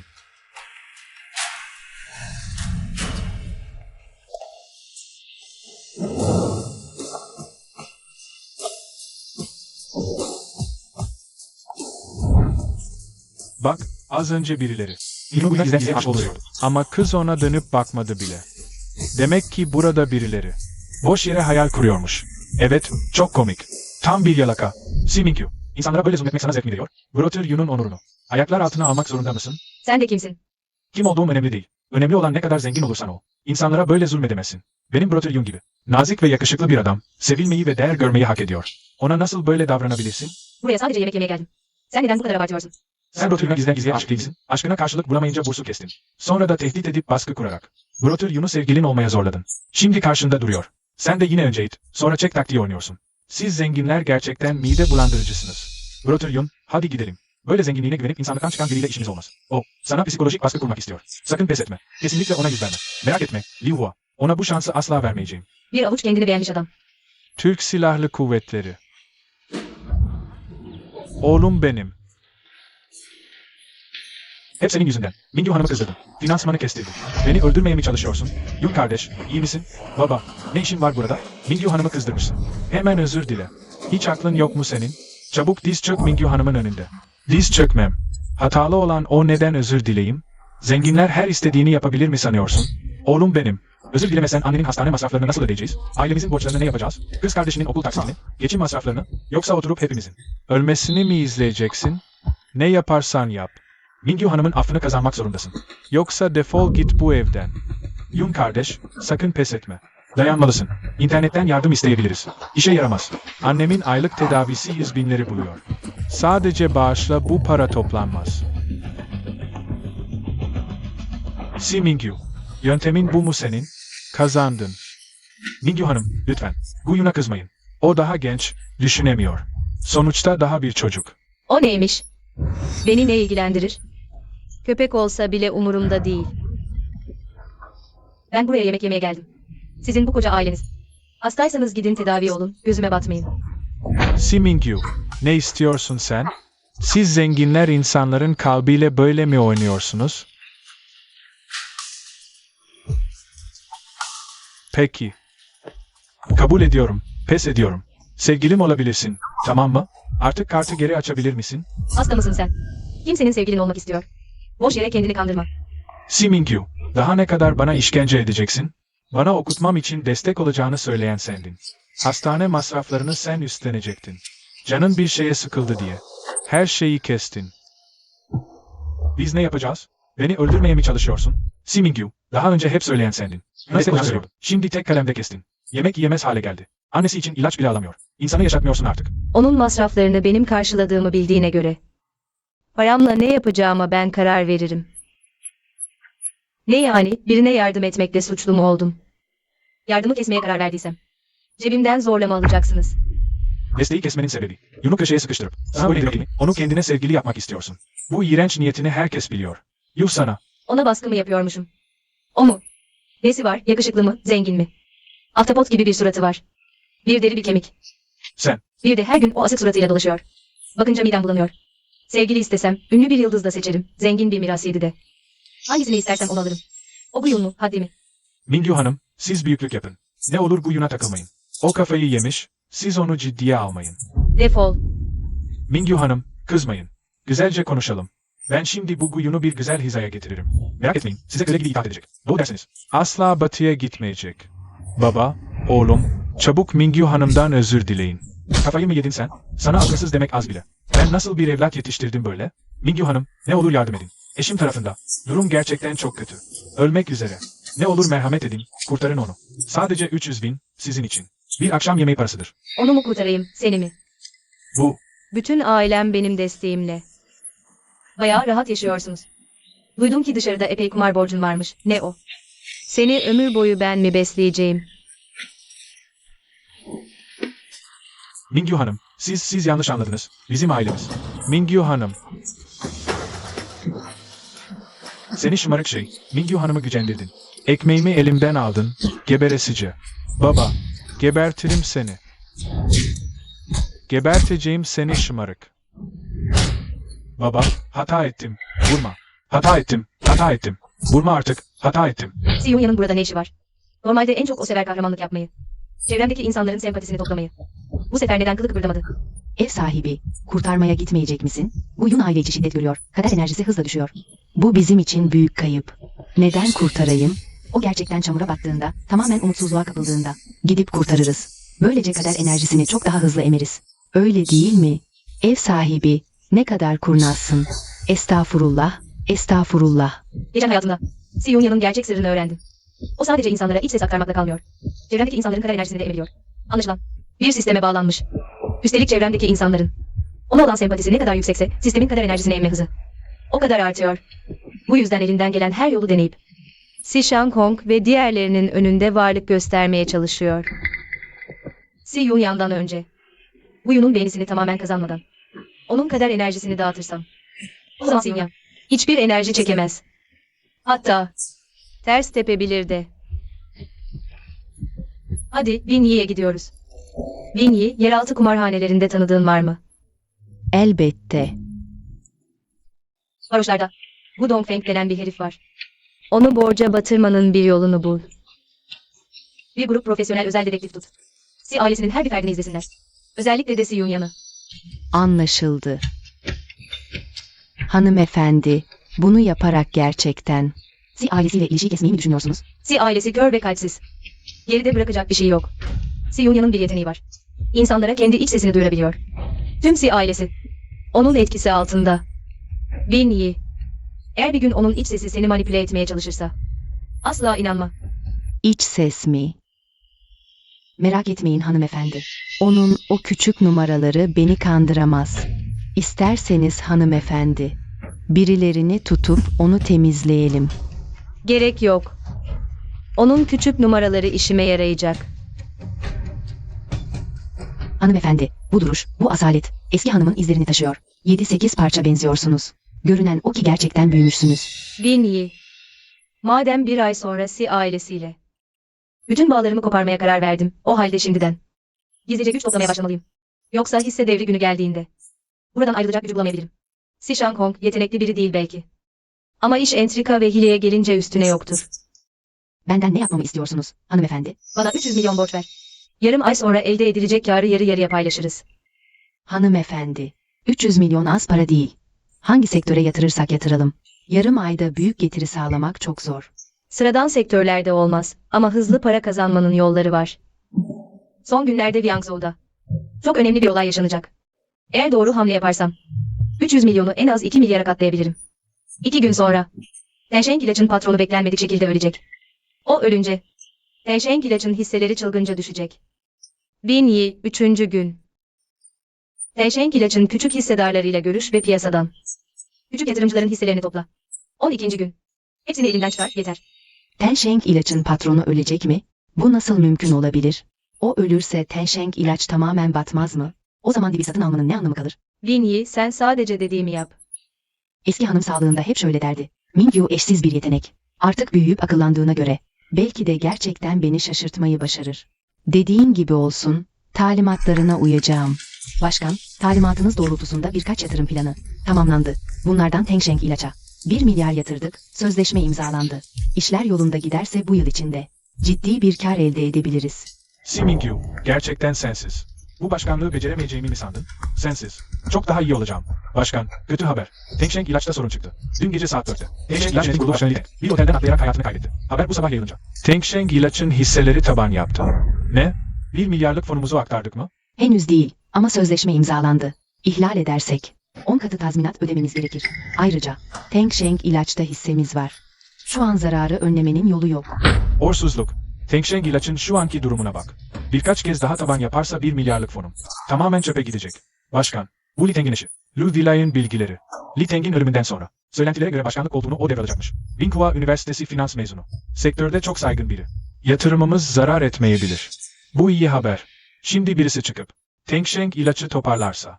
Zarar etmediğimiz gibi, yatırımcılar panik halindeyken. Dipten alım yapıp büyük vurgun yapabiliriz. İkiniz hemen. Lu Vilay hakkında detaylı bir araştırma raporu hazırlayın. Aynı zamanda, Tengsheng ilaça ek yatırım ve dipten alım için. Fizibilite raporunu yarım saate hazırlayın. Si Mingyu. Sen bu başkanlık koltuğuna senin sayende mi oturduğumu sanıyorsun? Herkes korkarken ben açgözlü davranırım. Bu sefer, tam da gücümü kanıtlama fırsatım. Aynı zamanda, suratına sert bir şamar indirme fırsatım. Li Teng'in intihar ettiği doğrulandı. Şu an, Tengsheng ilaçın hisseleri sert düştü. Hemen çıkmalı mıyız? Hanımımız gerçekten her geçen gün daha da anlaşılmaz biri oluyor. Li Teng'in öleceğini nasıl tahmin edebildi? Hanımım yıllardır küçük hanıma. Harcadığı onca emeğin karşılığını sonunda alıyor. Küçük hanımın planına göre yap. Sadece 300 milyon yatır. Fazladan işe asla kalkışma. Anlaşıldı. Küçük hanım.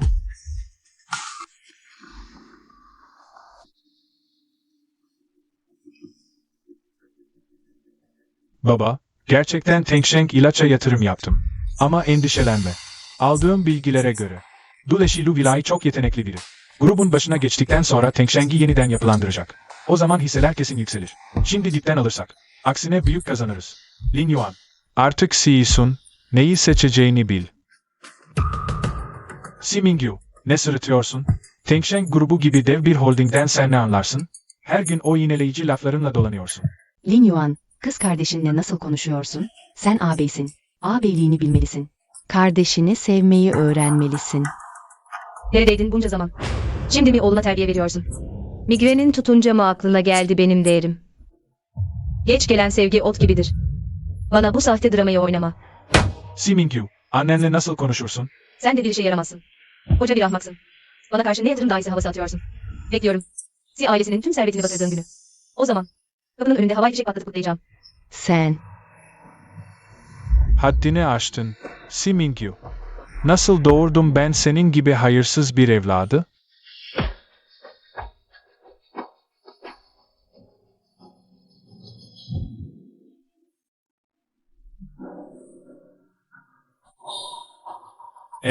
Tengsheng ilaç ne kadar yükseldi?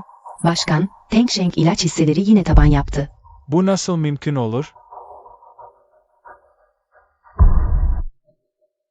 Biz dibi almadık mı zaten? Tengsheng ilaçın tavan yapması lazımdı. Daha birkaç gün oldu. Şimdiden 7-800 milyon zarardayım. Pazarlama departmanı ne iş yapıyor? Yatırım ve finans bölümü nerede? Fizibilite raporu hazırlandı mı? Başkan, Bayan Lu Vilay. Az önce yönetim kurulu kararıyla Teng Sheng ilaçın yeni yönetim kurulu başkanı oldu. Ama piyasaya etkisi çok zayıf kaldı. Ayrıca söylentiler var. Teng Sheng ilaçta vergi kaçakçılığı ve sahte muhasebe, ilaç kalitesi sorunları falan. O yüzden Demek ki bu Tengsheng ilaç resmen bir bataklıkmış. Li Teng'in intihar etmesine şaşmamalı. Yatırım departmanınızın görüşü ne? ya yatırımı artırıp Teng Sheng ilacı tamamen satın almak. Ama bu neredeyse imkansız. Yatırım bölümüne göre en iyisi şu an zararı kesip kurtulmak. Hisseleri satıp küçük yatırımcıya yıkmak, zararı mümkün olduğunca azaltmak. Uygulamaya geçin. Tamam. Yani Si Mingyu olmadan. Bana piyasa değerlendirme raporu hazırlamadan. Gerçekten bu sermaye piyasasında oynayamam mı? Olamaz. Si Mingyu olmadan da. Si Holding CEO'luk koltuğuna oturmaya devam ederim.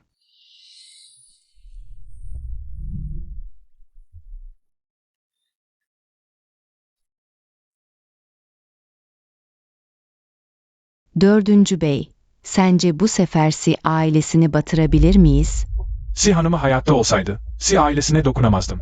Ama şimdi, Si Holding Yönetim Kurulu Başkanı Si Shankong ve CEO Si Lin Yuan. İki acemi çuval zaten. Haberi yaydığın an, bu iki çuvalın huyu bellidir. Kesin zararına satışa geçerler.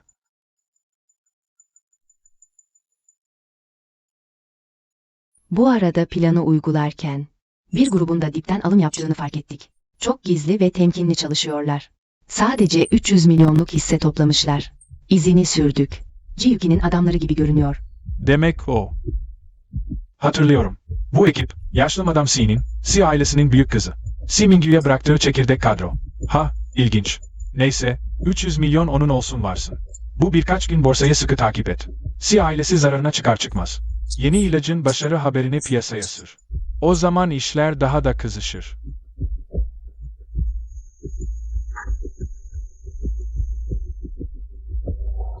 Yine senin aklın işte dördüncü usta. Bugün bu toplantıyı toplama sebebimiz. C Holding İcra Kurulu üyemiz. C Linyon'un Tengsheng ilaç yatırım projesindeki yönetim hatası yüzünden devasa zarara yol açmasıdır. Toplamda 3 milyar 200 milyon sermaye kullanıldı ve sonuçta 1 milyar 780 milyon zarar edildi. C Linyon, bu işi nasıl yaptın sen? Biz ortakların parası. Sokaktan toplanmıyor. Tek projede neredeyse 2 milyar zarar. Birkaç proje daha böyle olsa 10 yıllık emeğimiz boşa gider. C Linyon, hani bize büyük para kazandıracaktın? Şu an büyük hayal kırıklığı yaratıyorsun.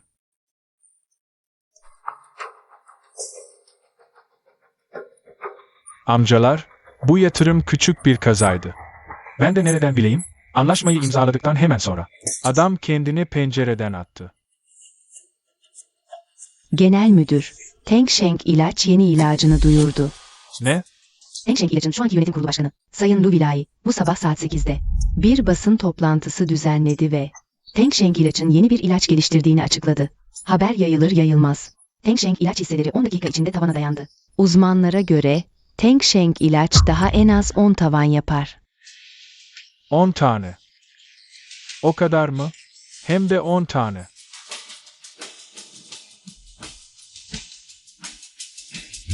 Kim?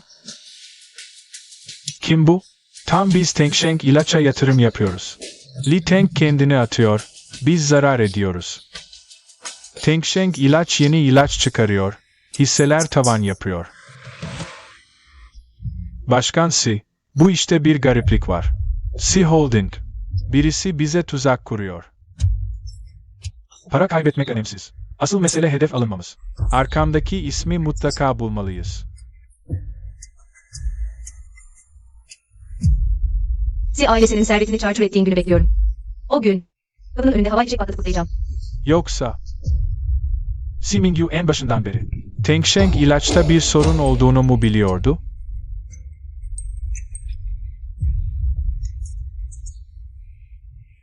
Neden? Neden 2-3 yıldır? Si Mingyu'nun değerlendirdiği hiçbir proje zarar etmedi. Ben bir kez işe giriştim, anında paramparça oldum. Tamam. Anladım.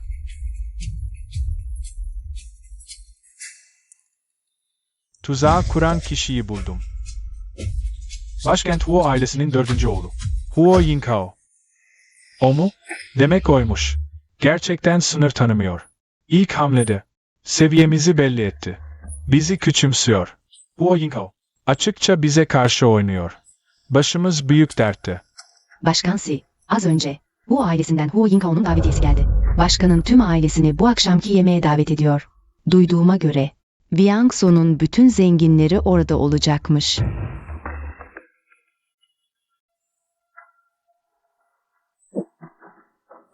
Bu Huo Yinkao denen adam. Belli ki beni bilerek aşağılıyor. Nefret edilesi biri. Aynen öyle. Ne yapacağız şimdi? Bu kadarı da fazla artık. Gerçekten nefret edilesi. Huo Yinkao, bana özel davetiye gönderme cüretini göstermiş. İlginç. Si ailesiyle aranızın açıldığı haberi çoktan tüm Viangzo'da yayıldı. Huo Yinkao, Viangzo'da kök salmak istiyor. Doğal olarak bu haberi çoktan almıştır. Hayır, Si ailesine tek bir davetiye göndermiş. Bana ise ayrıca özel bir davetiye yollamış. Muhtemelen Tengsheng ilacı tuzağa düşürdüğü sırada. Bizim de devreye girdiğimizi fark etti. Bizim adamlarımız her zaman çok dikkatlidir. Buna rağmen izimizi bulabildiyse, bu Huo Yinkao hiç de basit biri değil. Zaten bu yüzden davete katılmayı kabul ettim. Küçücük bir Viangzo kentine koca bir ejderha dalmış. Gerçekten ilginç.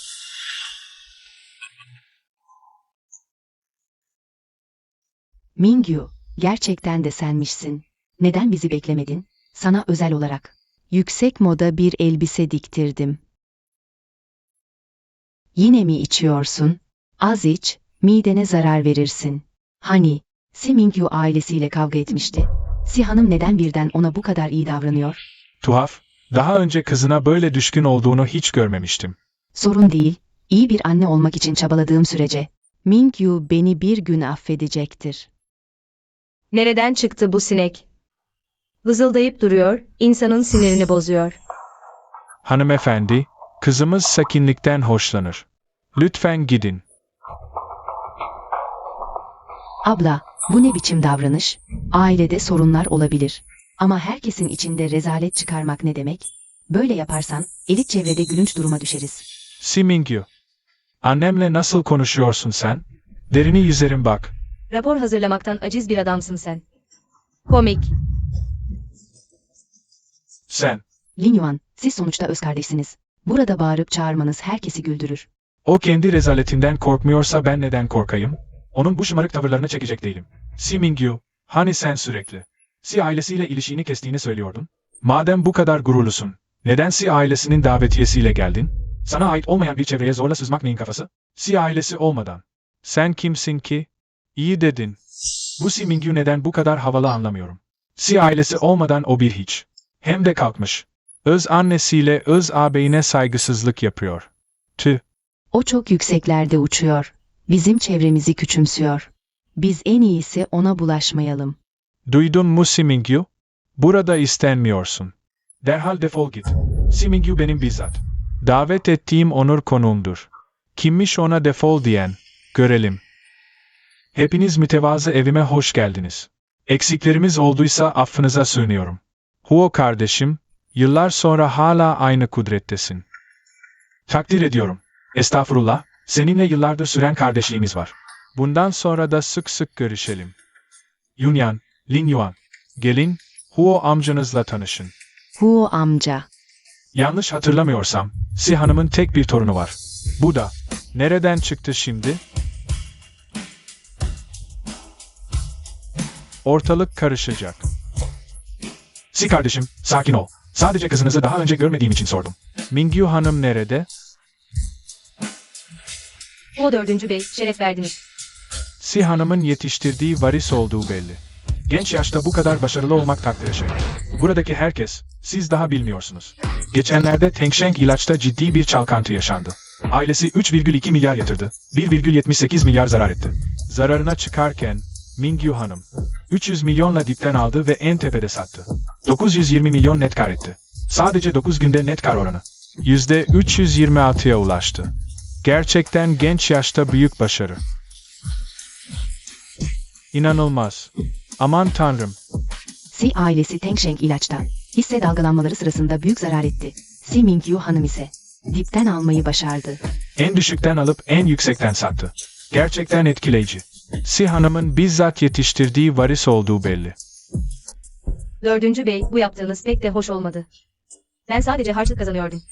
Siz bunu herkese duyurursanız, herkes beni pohpohlayıp tuzağa düşürür. Ne yaparım ben o zaman? Becerikli değilsin. Korkma, daha çok çalışacağız. Peki, mutlaka fırsat olacaktır. Önceki hayatında Huo Yinkao, Yangzhou'ya acımasızca girmiş. 100 milyarlarca hatta trilyonlarca liralık projeleri kapmıştı. Sıra dışı biriydi.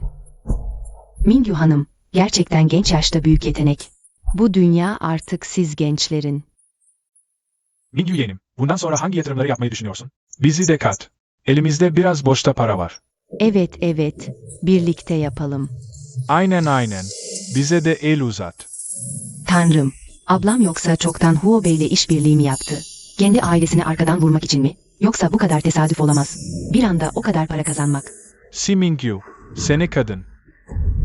Si kardeşim, neden bu kadar öfkelisin? Yoksa ben mi sizi iyi ağırlayamadım? Huo kardeşim, ben de seninle bu nankörüm.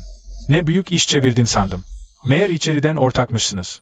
Si ailesine tuzak kuruyorsunuz. İnsan ne yaparsa gökyüzü görür. Si Mingyu, bunu yaparsan gökten bela iner başına. Tengsheng ilaç meselesi. Si Mingyu içeriden hainlik yaptı. Öz babasına ve öz annesine ihanet etti. Si kardeşim, böyle konuşman hiç hoşuma gitmedi. Ben sadece Mingyu yenimle sohbet ediyordum. Hain olduğunu söylüyorsun. Kaybetmeyi hazmedemiyor musun yoksa? Hazmedemiyorum ha? Bu kadın benimle ilişiğini kestiğini söyleyip durdu. Milyonlarla Tengsheng ilacı topladı. Bunun seninle alakası yok diyorsan, söyle bakalım, burada sana kim inanır? Si Shankong, kes sesini. Yatırımın battıysa kabahat senin beceriksizliğinde. Mingyu Hanım para kazanmasını biliyor. Öğrencisi hocasını geçmiş. Ufak bir mesele yüzünden. İftira atıp suçu başkasına yıkıyorsun. Sen nasıl bir babasın? Winyi, bu kadar ağır konuşma. Sen de Si Holding'in hissedersin. Kim bilir, belki sen de bu işin içindesindir. Kendi ailesine kazık atıyorsundur. Haddini bilsen. Si Mingyu. Hain olduğun kanıtlandığında. Bakalım seninle kim iş yapmaya cesaret edebilecek? Winyi, yeter artık. Bazı işe yaramazlar, kendi başarısızlıklarına bahane aramayı sever. O zaman neden yüzlerine vuralım ki? Seyredip eğlenelim yeter. Seni kadın seni. Sakın bilmiyorum deme. Sen olmasaydın, grup sırlarını sızdırmasaydın, bu kadar tesadüf nasıl açıklanır? Ne açıklayacağım? Sizi zorla ben mi yatırıma soktum? Biten almanızı ben söyledim. Sen, Yoksa bıçağı boğazına dayayıp zararına sat mı dedim. Ayrıca, hain olsaydım Si ailesinin sadece 1 milyar kaybetmesine izin mi verirdim? Beni kime benzetiyorsun? yeter artık Si Mingyu, kes sesini. Asıl sen kes sesini. Senin kıymetli oğlun. Eline aldığı her projeyi istisnasız yerle bir etti. Ben dayanamadım da. Onun için her projenin değerlendirme raporunu hazırladım. Bu projeler istisnasız hepsi kâr etti. Şimdi uğraşmak istemiyorum ve işler yine bu hale geldi. Sorun onda, beceriksizliğinde. Yok artık. Si Lingyuan. Ticaret dahisi değil miydi? Meğer sadece şişirilmiş balonmuş. Aynen. Galiba doğru. Hatırlıyorum. Si Lingyuan. Si Holding'e ilk girdiğinde. Proje yönetimi hatalarla doluydu. Sonradan hep başarılı olmaya başladı. Ben de büyüdü sandım. Meğer arkasında hep Mingyu Hanım varmış. Si Mingyu Hanım, gerçekten de Madame Si'nin bizzat yetiştirdiği varis. Muhteşem, gerçekten muhteşem. Lin Yuan, sen. Millet, bu fırsatı değerlendirip size bir şey duyuracağım. 20 yaşıma bastıktan sonra. Onunla, yani Si Shankong ile babalık ilişkimi kesiyorum. Ayrıca Si Holding'i devralmayı da düşünmüyorum. Vay canına. Si Mingyu Hanım, Si Holding'i devralmayı mı düşünmüyor? Burası Si Hanım teyzenin ona bıraktığı miras. Kız kafayı mı yedi? Mingyu Hanım sıfırdan mı başlayacak yani? Gerçekten cesur. Ama bu durumda, Si Başkan'la açıkça karşı karşıya gelecek. Seni kadın seni. Ağzına geleni söylüyorsun, herkese ilişiği keseceğimizi anlatıyorsun. Si ailesinin malını miras almayacakmışsın. Madem bu kadar yeteneklisin, o zaman hisselerini Yunya'na ver. Yapamıyorsan, kapa çeneni. O hisseler bana babaannemden kaldı. Evlatlık bir kıza neden verecekmişim? Kafan mı güzel senin? Benim kafam gayet yerinde. Sen, O hisseleri devlete bağışlar, hayır işine yatırırım. Ama ona zerre fayda sağlamam. Rüyanı gör. Mingyu, sen. baba, iyi misin? Bey. Abla, babamla kavga etme artık. Biliyorum. Si ailesine girebilmek benim 800 nesillik kısmetimmiş. Hisseler. Bana yakışmaz. Abla, ne yapıyorsun? Sen. Sana abla deme demedim mi? Her dediğinde döveceğim seni. Seni kadın, kardeşine vurmaya nasıl cüret edersin? Yunyan, merak etme. Si ailesinde hala söz sahibi benim. Bu kadının mirası alması için önce bana sorması lazım. Peki, o zaman bekleyip görelim. Bakalım. Başka ne dolaplar çevireceksin? Sen, Baba.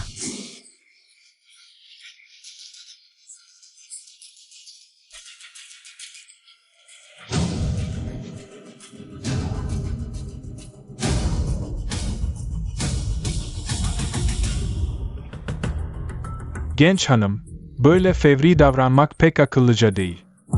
Hayat dediğin 3 günlük, kendine üzmeye değer mi? Ben haksızlığa gelemem, hele şu insanlarla. Sahte gülücükler saçmaya hiç gelemem. Pekala, Mingyu Hanım cesur çıktı. Ama şu an seni benim cepheme koydular.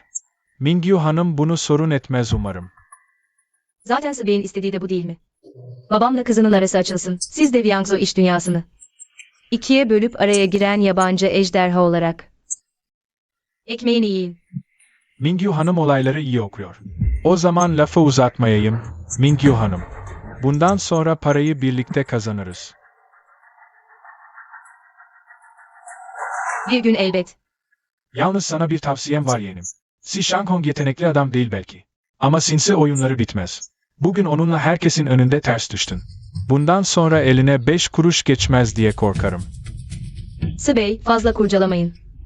Si ailesi iflas ettiği gün. O hisselerin ne önemi kalır ki?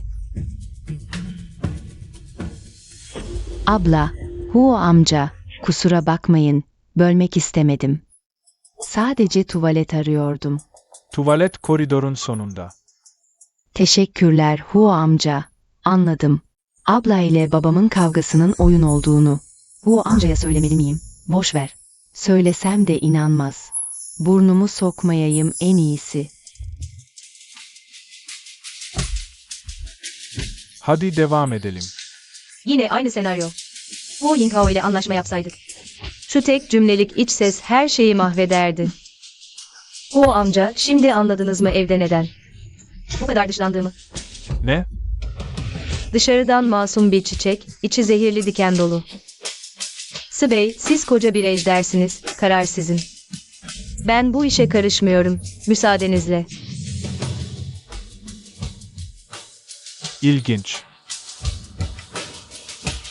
Adamlık güne her şeyi aşır. Si Mingyu'nun dokunduğu bütün projeleri. Özellikle devam edenleri sıkı kontrol altında tut. Şirketteki orta ve üst düzey yöneticileri mercek altına ALV kim bu kadının tarafına geçme ihtimali varsa anında kapı dışarı edilsin.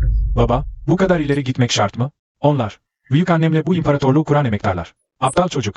Onlar, o koca karının geride bıraktığı kadrolar. Onları temizlediğimiz an. Elimde öyle bir yöntem var ki, kızın tek bir hisse bile alamamasını sağlarım. Ama, Si Mingyu'nun gerçekten yatırım konusunda bir yeteneği var. Onunla köprüleri atmak büyük israf olur.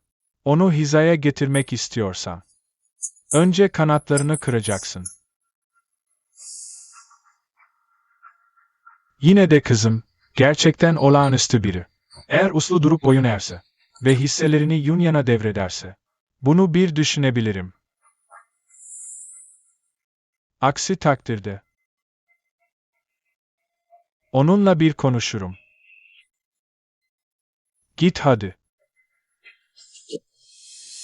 Dur. Bir şey mi var?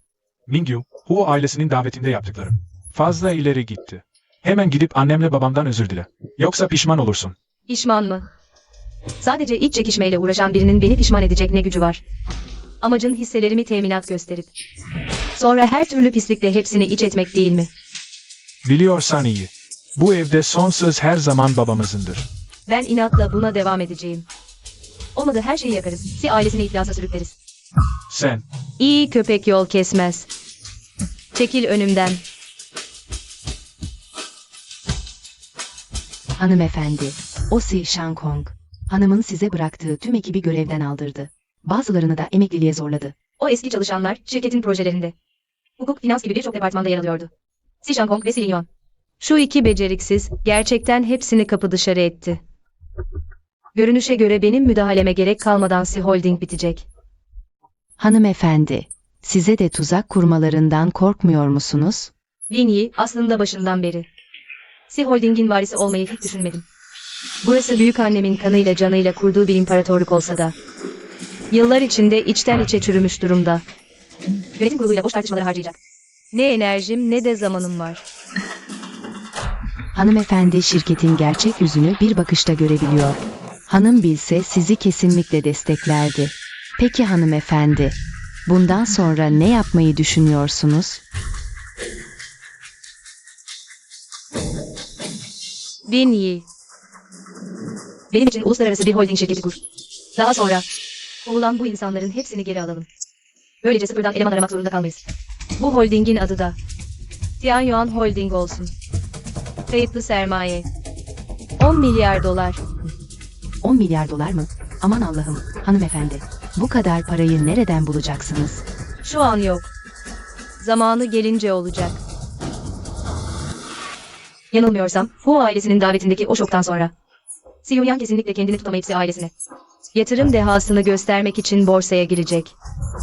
Sisteme sahip olan Si Yunyang, büyük ihtimalle sistemi kullanıp başkalarının kadar enerjisini sömürerek hisse senedi alıp kendini yatırım dahisi olarak pazarlayacak. Önceki hayatında tam bu sıralar büyük boğa piyasasının zirvesiydi. Tüm yatırımcılar hisselerin durmadan yükseldiği çılgınlığa kendini kaptırmıştı. Ama kimse bilmiyordu ki tüm dünyayı sarsacak olan finansal fırtına kapıdaydı. Seni işe yaramaz herif. Bu kadar basit bir proje planını bile hazırlayamıyorsun. Zaten bu yüzden Tencent projesi zarardı. Bu icra kurulu başkanlığını yapabilecek misin, yapamayacak mısın? Yapamıyorsan defol git. Baba ama ben. Ağabeyimi suçlama baba. Durumu düzeltecek bir yolum var. Yunyan, yardım etmek istediğini biliyorum. Ama sen daha öğrencisin. Ne yapabilirsin ki? Ağabey, baba, size hisse hesabımı göstereyim.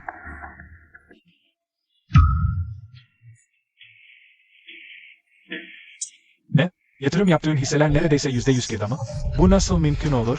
Ağabey, fark ettim ki Si ailesine geldiğimden beri şansım inanılmaz derecede açıldı. Hangi hisseyi alsam kazandırıyor. Yunyan, buradaki bütün işlemlerin kar marjı %80'in üzerinde. Sen resmen doğuştan borsa dehasısın. Babamın aslan kızı yakışır sana. Aslında bu sırrı açıklamak istemiyordum. Ama ağabeyimin durumu o kadar zor ki. Eğer şansımı onun için hisse alımında kullanırsam kesinlikle her şeyi tersine çevirir, zirveye uçarız. Yunyan, bu yeteneğin boşa harcanmamalı. Şöyle yapalım. Yunyan, şirkette hemen bir finans departmanı kuralım. Başına da Yunyan getirsin. Ayrıca, Yunyan derhal şirketin başkan yardımcısı olsun. Baba, hiç merak etme. Yunyan yanımızdayken, bizim hanenin en güzel günleri daha önümüzde. Ağabey, baba, elimden geleni yapacağım. Ayrıca, şirketin hesaplarından derhal, Yunyan için 2 milyar çıkarın. Etkisini bir an önce görmek istiyorum. 2 milyar mı?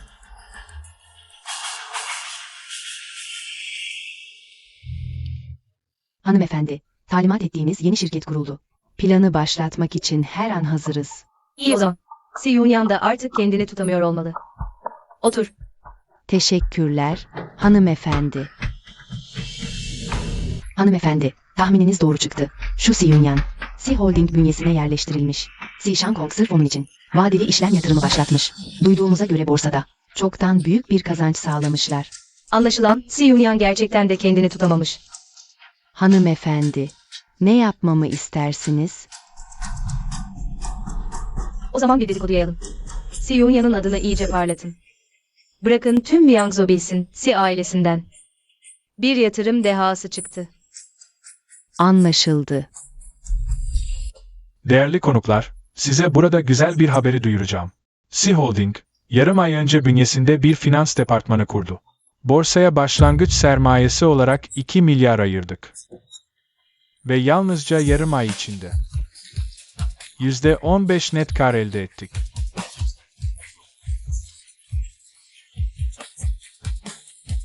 Bütün bunlar Si Holding'in yeni atanan genel müdür yardımcısı. Benim güzel kızım Si Yunyang'ın başarısı. Sadece yarım ayda %15 net kar elde etti. İnanılmaz. Resmen yatırım dünyasının mucizesi, doğuştan borsa dehası. Yunyang Hanım bu kadar mı yetenekli olur? Sen kat üstün. Si Mingyu'dan bile 100 kat daha iyi. Aynen öyle. Değerli misafirler, ben Si Shankong. Cimri biri değilim. Özel bir fon için lisans bile çıkarttım. Yakında hep birlikte yatırım yaparız. Sadece komisyon oranı biraz yüksek olacak. Başkan Si bizi para kazandıracak. Komisyon yüksek olsa ne olur? Yeter ki bize iyi baksın. Komisyon ne kadarsa. Çekinmeden söyleyin. Aynen, kesinlikle.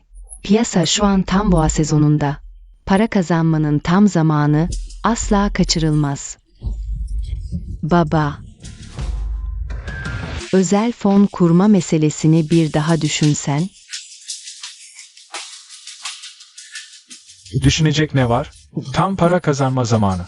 Onların parasını alıp yatırıma yönlendirirsek yüklü komisyon alırız. Bu, deniz gibi para demek. Yunyang, Si ailesi uçacak mı uçmayacak mı? Hepsi sana bağlı. Ben biraz misafirlerle ilgileneyim. Merhaba, merhaba. Sermaye giderek büyüyor. Her kazandığımız kuruşta Kader enerjim deli gibi tükeniyor. Anlaşılan. Guyu'nun enerjisini acilen sömürmem gerekiyor. Bana olan hayranlığı yüze ulaştığı an. Tüm kader enerjisi bana akacak.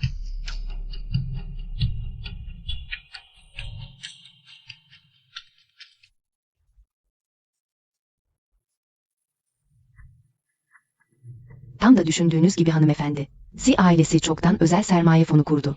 Pekala, plana göre ilerle. Bu arada Winnie. Bu Dongfeng'i hatırlıyorsun değil mi? Zamanı geldi, borcu tahsil etmeye hazırlan. Demek Si Yunyan ortalığı karıştırmaya hazırlanıyor. O zaman biz de ona güzel bir eğlence hazırlayalım.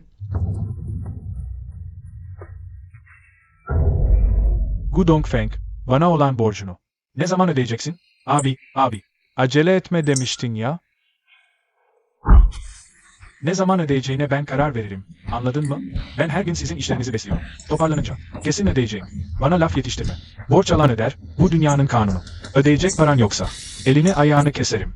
Abi, şu an param yok işte. Param olunca kesin öderim. Paran yoksa neden borç alıyorsun? Vurun. Abi vurma. İmdat.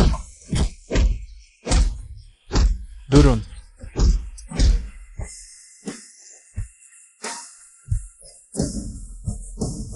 Xiaoyun, çabuk kurtar babanı. Mingyu Hanım, ne olur borcumu ödeyin. Yoksa, bugün beni öldürecekler. Yine nasıl borçlandın? Sana kumarı bırak demedim mi?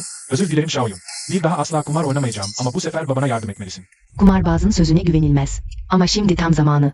Guyu'nun sempatisini maksimuma çıkarayım. Birazdan onu ezdirtirim. Sistemde. Onlarca kadar enerjisi toplar. O zaman daha fazla uğraşmama gerek kalmaz. Ne kadar borcu var? Ben ödüyorum. Sen mi ödeyeceksin? Ödeyebilir misin? Adamın bize 100 milyon borcu var. Nasıl olur? Bu kadar çok olamaz. Bu tefecilik, bu yasa dışı. İstersen polisi arayıp sizi tutuklattırayım. Faturada yazıyor. Kağıt üzerinde açıkça.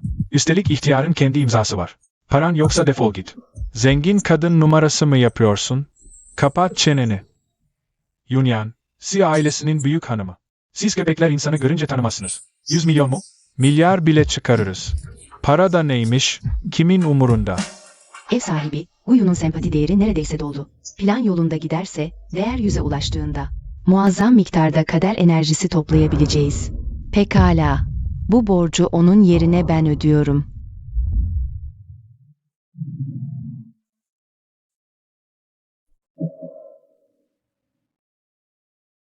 Bir 100 milyon hesaba geçti. Fena değil. Madem bir 100 milyon hesaba geçti, ödeştik sayılır. İhtiyar Gu, yine bekleriz. Hadi beyler, gidiyoruz. Yok, bir daha asla oynamam. Yunyan. İyi ki bu sefer yanımdaydın. Bir şey değil. Yeter ki Yun abime faydam dokunsun. Bir 100 milyon benim için hiçbir şey. Yunyan, biliyordum zaten. Sen de benim gibisin. Parayı değersiz gören birisin. Şu Si Mingyu gibi çıkarcının teki değilsin. Madem her şey çözüldü, okula dönelim artık. Guyun tarafında şoför meselesi halledildi mi? Bulundu. Her şey hazır. Hanımım, şoför kesinlikle yanlış kişiye çarpmayacak. Si Yunyan bu aralar Si ailesine ufak çaplı fayda sağladı. Ama Si ailesi baştan aşağı kan emici bir kulu. Si Yunyan bir şey istemeye başladığı an. O ailedekilerin ona olan sevgisi kesin düşer. Bu da onun kader enerjisini etkiler. Geçen hayatımda bu yolda benim kader enerjimi sömürdü. Bu hayatta aynı taktiği tersine çevirip onu yine kaza yaptıracağım. Bol bol kader enerjisi harcatacağım. En zirvede olduğu anda. Her şeyini kaybetmesini istiyorum. Xiaoyun, bundan sonra Yunyan hanıma. Çok iyi davran.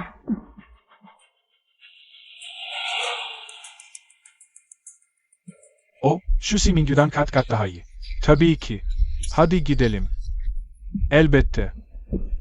Hadi gidelim. Guyun, senin şu kadar enerjin için.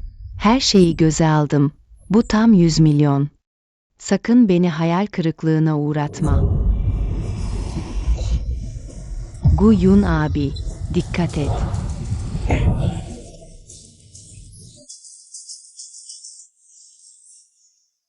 Yunyan. Ben nasıl eve geldim?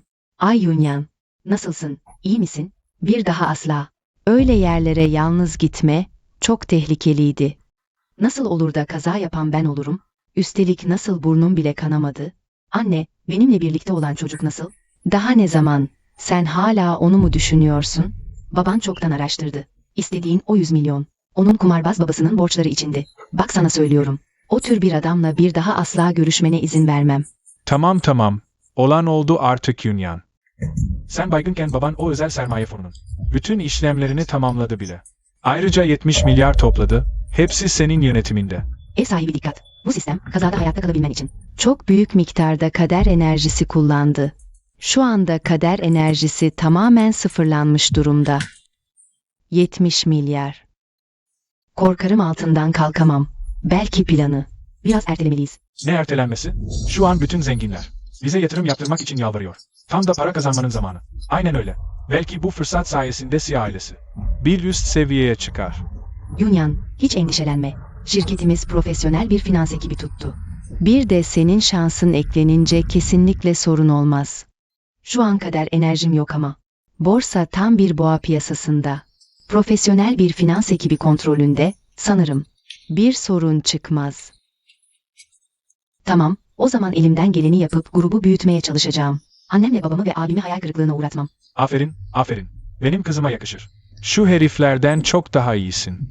Aynen.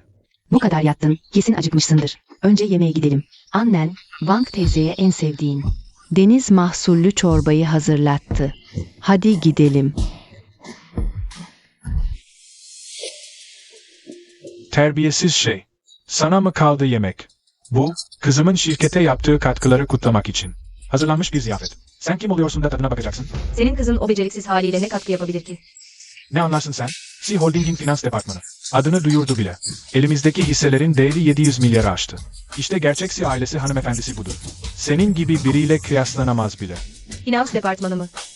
Gerçekten Si Yunyan denen o kadının finans piyasasını yönetebileceğini mi sanıyorsun? Sakın yükseğe çıkıp da daha sert düşmesin. Si Mingyu, bu resmen kıskançlık. Yunya'nın elinde 700 milyar var. Sende var mı? Mingyu, sana tavsiyem doğru yola dönmen. Ne de olsa biz bir aileyiz. Bu kadar gerilimi büyütmenin anlamı yok. Şu çocuklar mesela. Arada bir huysuzluk yaparsa belki biri onu teselli eder. Ama dozu kaçırırsan, insanları kendinden soğutursun. Aynen öyle. Si Mingyu. Sana bir şans verebilirim. Ama ancak şimdi. Önümüzde diz çöküp özür diler ve hisselerini karşılıksız devredersen. O zaman seni tekrar kızım olarak kabul edebilirim. Aksi takdirde. Bana acımasız deme. Yoksa siz birkaç kuruş kazanınca her şeyin sonsuza dek yolunda gideceğini mi sanıyorsunuz? Bu kadar beceriksizken nasıl olur da borsaya girip finans oynamaya cüret edersiniz? Anlaşılan kendi iflasınızı kutlamak için bol bol havai fişek almam gerekecek. Sen. Baba, sinirlenme lütfen. Ablam beni çekemiyor sadece. Eğer bu durum onu gerçekten rahatsız ediyorsa, ne olursa olsun, şirketteki başkan yardımcılığı görevimden istifa ederim. Yunyan, boş ver onu. Sen her zaman benim öz kızımsın. Yunyan, sen fazla iyi kalplisin. Bazı insanlar gibi yılan kalpli değilsin. Vay canına, bana karşı bıyık altından gülmeye vaktiniz var. Önünüzdeki belayla nasıl başa çıkacağınızı düşünsenize. Si Mingyu, ne demek istiyorsun? 4,5 saat sonra Amerikan borsası devre kesiciye kadar çakılacak. Yani diyorum ki, bittiniz siz.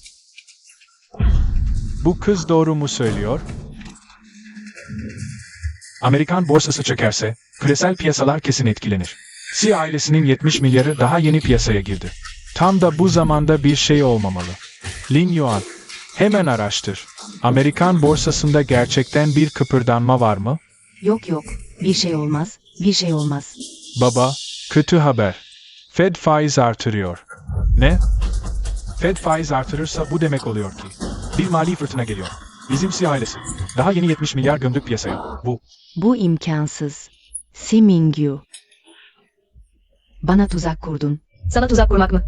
Sizi borsaya para gömmeye zorlayan ben miydim? Yoksa o zenginleri büyük tantanayla yatırıma çekmeye zorlayan ben miydim? Sadece kendi başarısızlığınıza bahane arıyorsunuz. Beş para etmezsiniz. Sadece kendi başarısızlığınıza bahane arıyorsunuz. Beş para etmezsiniz. Seni küçük şeytan. Borsanın çakılacağını bile bile, bizi bile bile o tuzağa düşürdün. Sen, o kalbin nasıl bu kadar taş gibi olabildi? Sana söyleyeyim, senin ilişiği kesmene bile gerek yok. Benim senin gibi bir kızım yok. Defol, git buradan. Kocacım. Bu saatten sonra böyle konuşmamın bir anlamı yok. Yoksa sizi hala ailem mi sanıyorsun? Demek Mingyu gerçekten tüm bağlarını kopardı. Artık bizi anne babası olarak görmüyor. Beni gerçekten terk etti. Si Mingyu, bu ne cüret? Biz senin öz annenle babanız. Bayan Si, bu saatten sonra şefkatli anne numarası yapmasan iyi olur. Önündeki krizi nasıl atlatacağını düşünsen daha iyi edersin. Bu 70 milyar giderse Si ailesi büyük ihtimalle tamamen batar. Lin Yuan, Amerikan borsasının A hisselerine sıçraması biraz zaman alır. Hala kaçma şansımız var. Hemen, finans departmanındaki çalışanlarla iletişime geç. Kalan tüm parayı geri çek, nakit yap. Sakın o kadına bizi rezil ettirme. Tamam. Hemen hallediyorum. Çabuk ol. Hadi karıcığım, gidelim.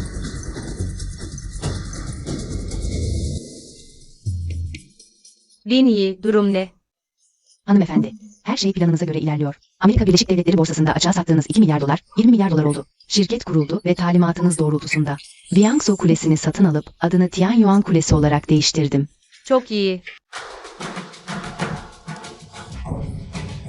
Fonların ne kadarını satabildiniz? Satılmıyor.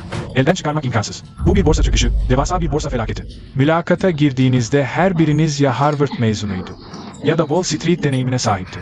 Nasıl olur da? Şimdi böyle ufak bir mesele karşısında. Eliniz kolunuz bağlanıyor. Başkanım, bu bir borsa çöküşü. Dünya finansını sarsan dev bir borsa felaketi. Birçok ülke bile çaresiz kalmışken. Bizim gibi birkaç borsa operatörü ne yapabilir? Boş laf duymak istemiyorum. Tek öğrenmek istediğim, şimdi ne yapacağız? Başkanım, biz bir yana, azizler bile gelse. Elinden bir şey gelmez. Bu borsa çöküşünde neredeyse tüm şirketler en az 5 taban fiyatına katlanmak zorunda kalacak. Bizim bu 70 milyar. Çıkış sona erdiğinde en fazla 1/10'ine düşer. Bitti. Tamamen bitti. Yani hiçbir çaresi yok mu? Gerçekten. Gerçekten şu Si Yuyan aptalının nasıl sığınabileceğini inanamıyorum. Mingyu haklı mı yani? Saçmalık. Ne mümkün? O kadının tek yaptığı şansının yaver gitmesiydi. Başkanım, genel müdürüm, durum kötü. Liangzhou'nun bütün nüfuzlu aileleri buraya toplanmış. Kapıya dayandılar ve sizinle görüşmek istiyorlar. Ayrıca şirketimizin kendilerine bir hesap vermesini talep ediyorlar. Kocacığım, Baba, sakin ol. Bu borsa çöküşü çok ani oldu. Onlar da çaresiz. Ben gidip onlarla konuşayım. Bir evlat olarak gidip rica edersem, tahminimce. Beni fazla zorlamazlar. abi, ben gideyim. Benim hatam. Amcalar beni azarlasa bile. Babamın ve abimin bu duruma düşmesine izin veremem. Yunyan. Bu senin suçun değil. Suçlu varsa o da Si Mingyu. O hayırsız evlat. Bize önceden haber vermedi. Merak etme. Yaşlı yüzümü kara çıkarmadan gidip özür dileyeceğim. Şirketin proje hisselerini de devrederiz. Bu iş yine de çözülür. İçini ferah tut evladım. Peki, ne yapacağız biz şimdi? Baba, neler oluyor? Şirket neden bir anda iflas etti? Daha birkaç gün önce şirketin yatırımlardan milyarlarca kazandığını duymuştuk. Nasıl oldu da bugün ansızın iflas ilan edildi? Üstelik tüm mülklerimiz de başkalarına geçmiş. İkinci ağabey, üçüncü ağabey, hepsi benim suçum. Benim operasyon hatam. Borsa krizini öngöremedim. Bu yüzden şirket battı. Hepsi benim suçum. Ben insan bile değilim. Sizden özür dilerim. Ama bu krizi tahmin edemezdim ki. Aslında ablam en başından beri borsa krizinin geleceğini biliyordu ama ailemizin batışını izledi. Ama bunu anneme, babama ve ağabeylerime nasıl söyleyebilirim ki? Yine mi o Si Mingyu? Nerede bu kız? Onu bir güzel benzetmesen bana da adam demesinler. Mingyu eskiden öyle usluydu ki. Borsa krizini bilip de bize nasıl söylemez? Yeter artık. Si ailesi iflas etmiş olsa bile inanıyorum ki. Bu bataktan çıkmanın bir yolunu yine buluruz. Anne, baba, duydunuz mu? Mingyu az önce 100 milyarlık bir şirket kurdu. Üstelik Liangzhou Kulesi'ni ofis olarak satın almış. Ne diyorsun sen? O parayı nereden bulmuş? İhtiyara bırakmıştır herhalde. Aldığım duyuma göre. Borsa çökmeden hemen önce Amerikan borsasında açığa satış yapmış. Net 200 milyar dolar kazanmış. Şimdi herkes onu konuşuyor. Asıl borsa dehası oymuş. Baba, biz ona haksızlık mı ettik acaba? Şimdi herkes diyor ki, biz gözümüzün kırıymışız. Sahte kıza kıymet verip öz kızı kapı dışarı etmişiz. O zamanlar Yunyan'ı bu kadar kayırmasaydık. Mingyu da bize böyle davranmazdı. Saçmalama. Hata varsa, o da Si Mingyu'nun hatası. Yunyan'ın yarısı kadar aklı başında olsaydı. Ben de bu hale gelmezdim. Hayatımda en pişman olduğum şey. Onu doğurmuş olmam. Baba, uslu olmak neye yarar? Yunyan'ın dili tatlı ama ailemize. Zerre faydası yok. Üstüne bir de bize kazık attı.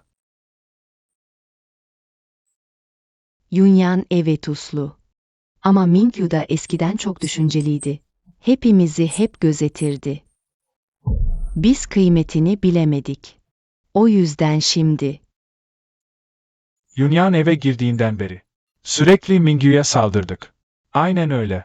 Mingyu eskiden bize çok iyi davranırdı. Kesin sesinizi. Siz. Baba. kocacığım. Baba, kocacığım. Baba. Mingyu, çabuk gel babanın iğnesini yap. Kurtar babanı. Kocacığım, kocacığım. Başkan Si bayılmış. Benden ne istiyorsunuz? Ama yakma fırını için özel hat lazımsa onu ayarlayabilirim. Mingyu, nasıl bu kadar kalpsiz olabilirsin? O senin baban, nasıl ölmesine göz yumarsın? O bunu hak etmiyor. Si Mingyu. Aranızda ne geçti bilmiyorum ama bu saatten sonra. Biraz akıllı ol artık Mingyu. Akupunktur biliyorsun ya. Önce babana bir iğne yap. Mingyu. Hani sizin biricik evlatlık kızınız vardı ya. Hani ben hayırsız evlattım. O zaman o gelsin, altın parmaklarını oynatsın. Bakalım Başkan Si'yi ayağa kaldırabilecek mi? Zamanında o iç sesiyle. Altın parmağıyla bana türlü tuzak kurdu. Siz de hiç sorgulamadan. Ona inandınız. O zaman şimdi. Başkan Si yerde yatıyor. O da öylece izlesin bakalım.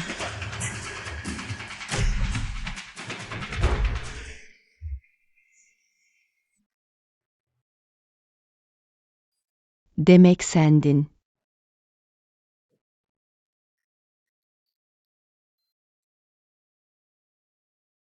Sendin. Hep o iç sesinle. Mingyu ile aramızı bozdun. Asıl kadın sensin. Kızımı geri ver.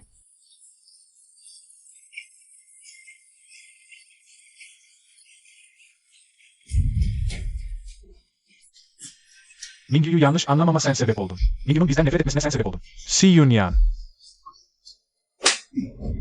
Meğer asıl yılan kalpli kadın senmişsin. Bunu yapmaya nasıl cesaret edersin? Vurma bana anne.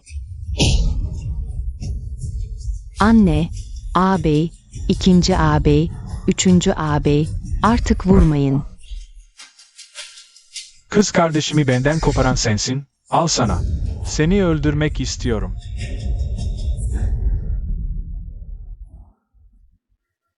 Evet.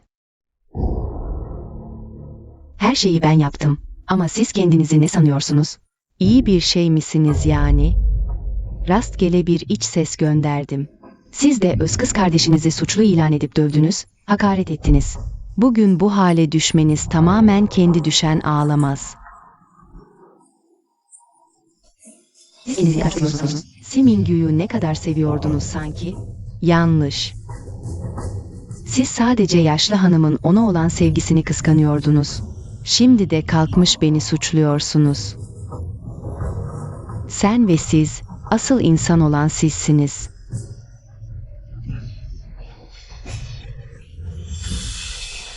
Hayır, hayır, hepsi senin yüzünden. Hepsi senin suçun.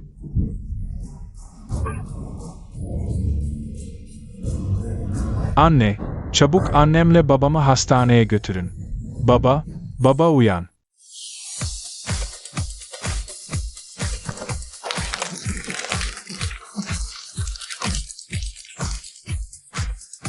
Hanımefendi haklıymış, dahisin. Kısacık bir ayda, sıfırdan, 100 milyarlık bir holding yarattın. Hanımefendinin ruhu şad olsun. Eminim seninle gurur duyuyordur. Lin Yi, beni büyüten babaannemdir. Si ailesindeki o insanlar gibi değilim. Onlar sadece iç kavgayı bilir. Si ailesi gerçekten kör ve aptal. Öz kızını sevmedi de evlatlık kızı sevdi. Sonunda cezasını buldu. Si ailesi iflas etti. Şu Si Shang-hong. Kalp krizi geçirmiş, zamanında müdahale edilmemiş. Şu an hala yoğun bakımda. Tahminen kurtarılamaz. Wang Lin ise migren ve damar tıkanıklığı yüzünden düpedüz felç oldu. Si Lin Yuan ve diğerleri perişan halde. İflastan sonra iş bile bulamıyorlarmış.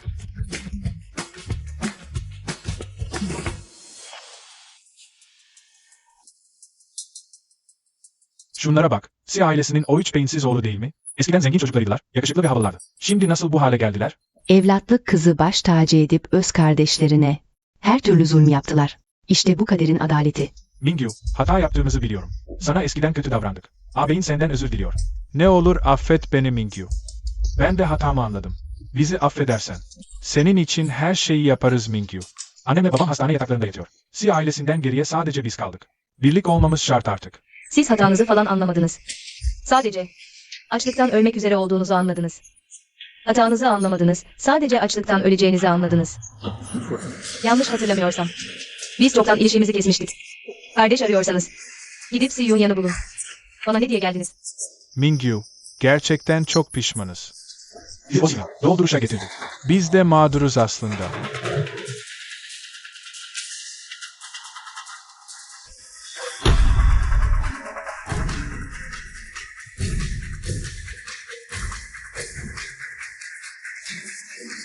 Mingyu, şu an ne söylesek? İnanmayacağını biliyoruz ama gerçekten pişmanız. Önünde diz çöküyoruz. Yeter ki bizi affet. Evet Mingyu. Hepimiz diz çöktük. Ne olur affet bizi. Diz çökmek büyük marifet mi? Diz çökmeniz sizi daha da küçük düşürüyor. Lütfen gidin. Artık hiçbir bağımız yok. Ama ben, buyurun, lütfen çıkın. Mingyu. Mingyu, sensiz ben ne yaparım?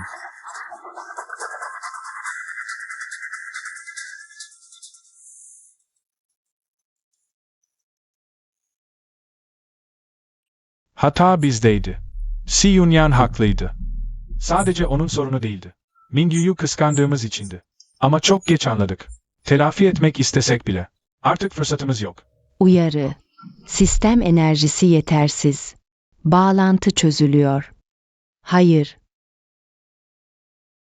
Böyle olmamalıydı. Ben Si ailesinin büyük hanımıyım. Sistemim var. Sınırsız zenginlik ve ihtişam benim.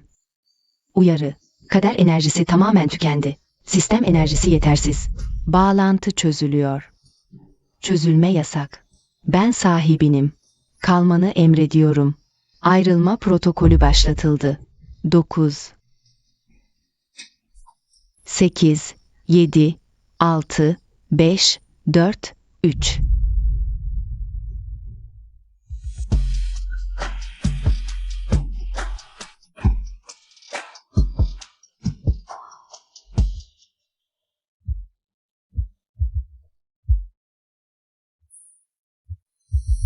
Hanımım, Si Yunyan aklını kaçırmış gibi.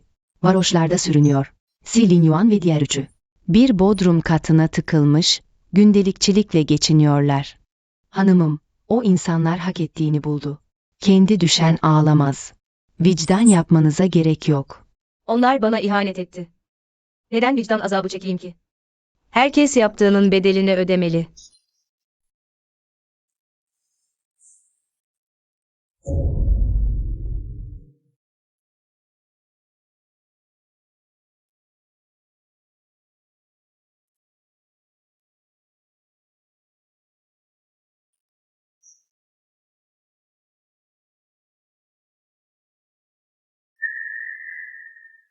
Gidelim Winnie.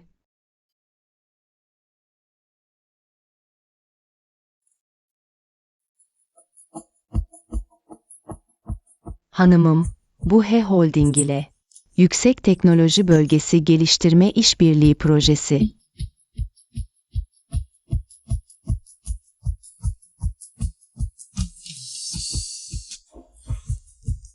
Bak Nine, kendi yolumu çizdim. Artık sahte sevgi sözcüklerine zincirli değilim. Geleceğim. Tamamen benim elimde.